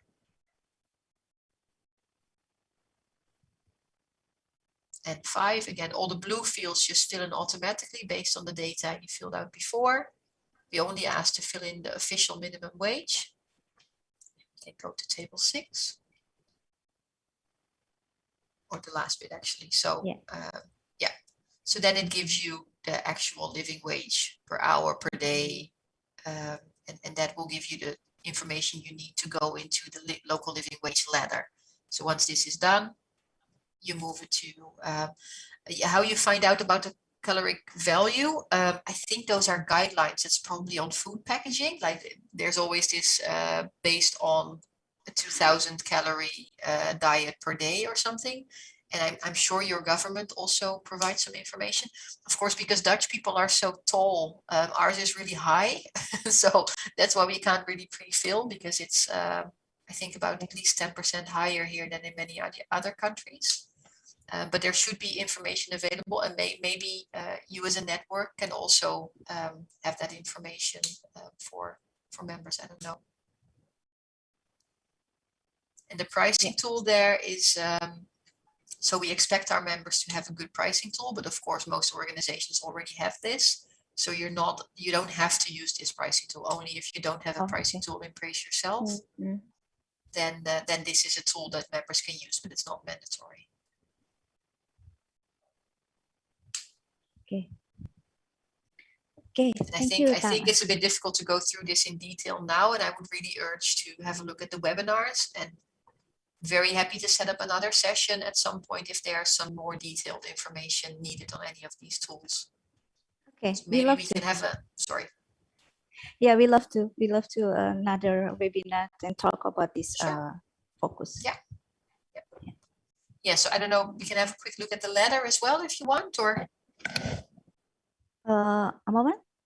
Yes, letter what? The living wage ladder.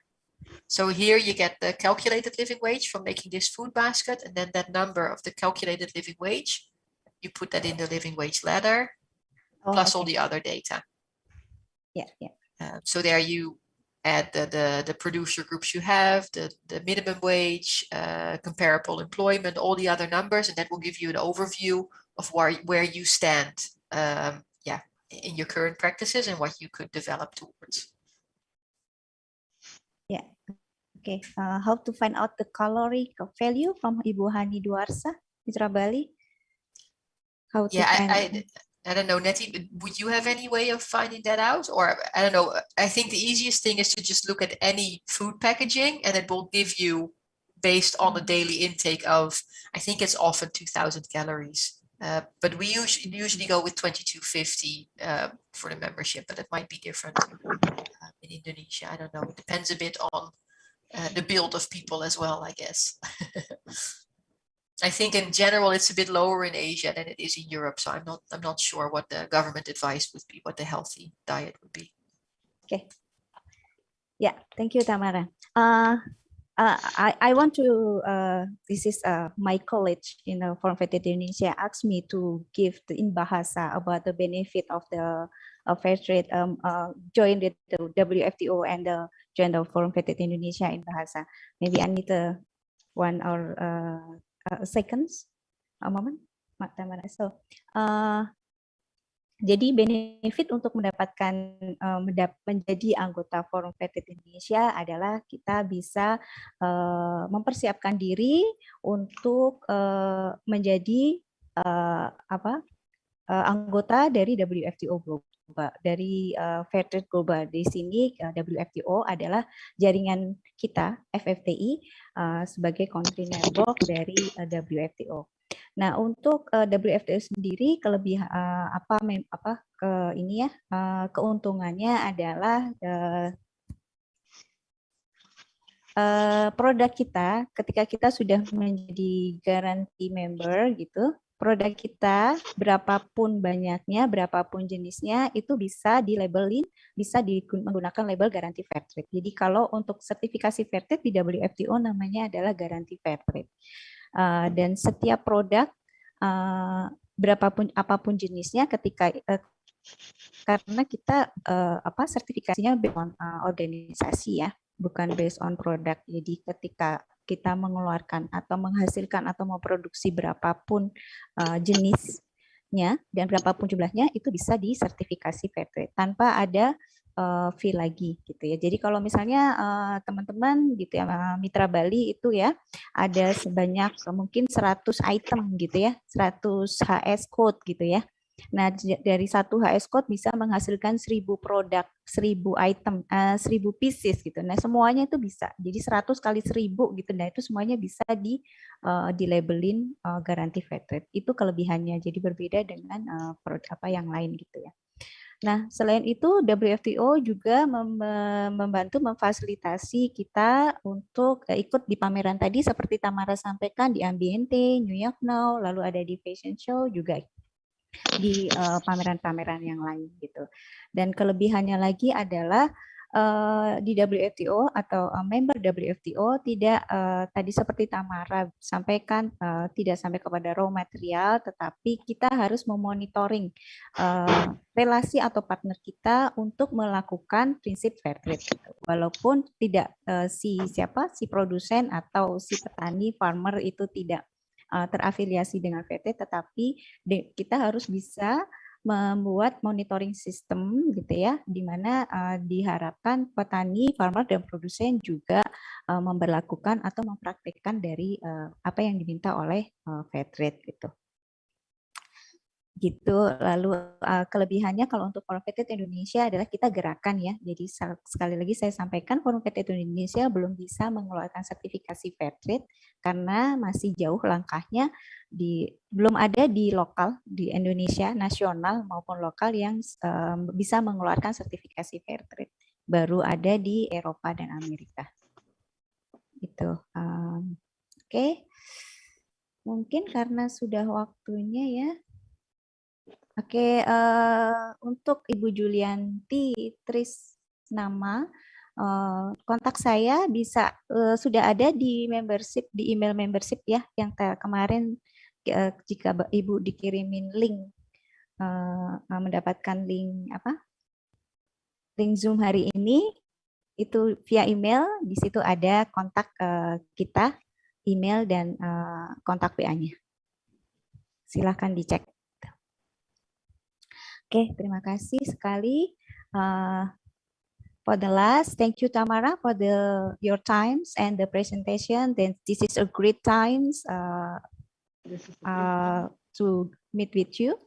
Thank you all so much for making the time to listen to me. I really appreciate it, offering me this platform to share a bit more. Thank you very much. Yeah, maybe we can make a small class or bigger class like this, depending on the people how want to know about more about the living wage, because this is interesting calculations, and I need to know about all the informations for the living wage. Yes. Okay, thank you, Tamara, and I will give back to the MC, Mbak Siras. Silakan untuk ditutup. Oke, terima kasih Ibu Neti sudah memandu sesi pemaparan tadi. Baiklah Bapak Ibu yang kami hormati, demikian seluruh rangkaian acara pada hari ini. Kami mengucapkan terima kasih kepada narasumber atas paparan yang disampaikan. So, thank you Tamara for the insightful presentation. Juga moderator Ibu Neti, serta seluruh hadirin yang telah berpartisipasi dalam forum hari ini. Saya mewakili panitia penyelenggara, mohon maaf apabila ada kesalahan, baik yang disengaja maupun tidak, selama acara berlangsung. Akhir kata, sampai bertemu kembali pada kesempatan berikutnya. Salam sehat. Wassalamualaikum warahmatullahi wabarakatuh. Bye-bye. Viva Fairtrade. Viva Fairtrade. Viva Fairtrade. Oke.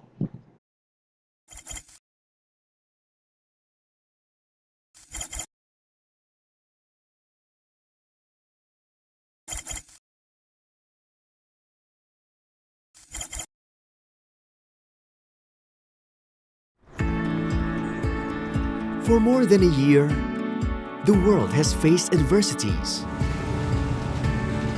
Now, the global economy is showing signs of recovery.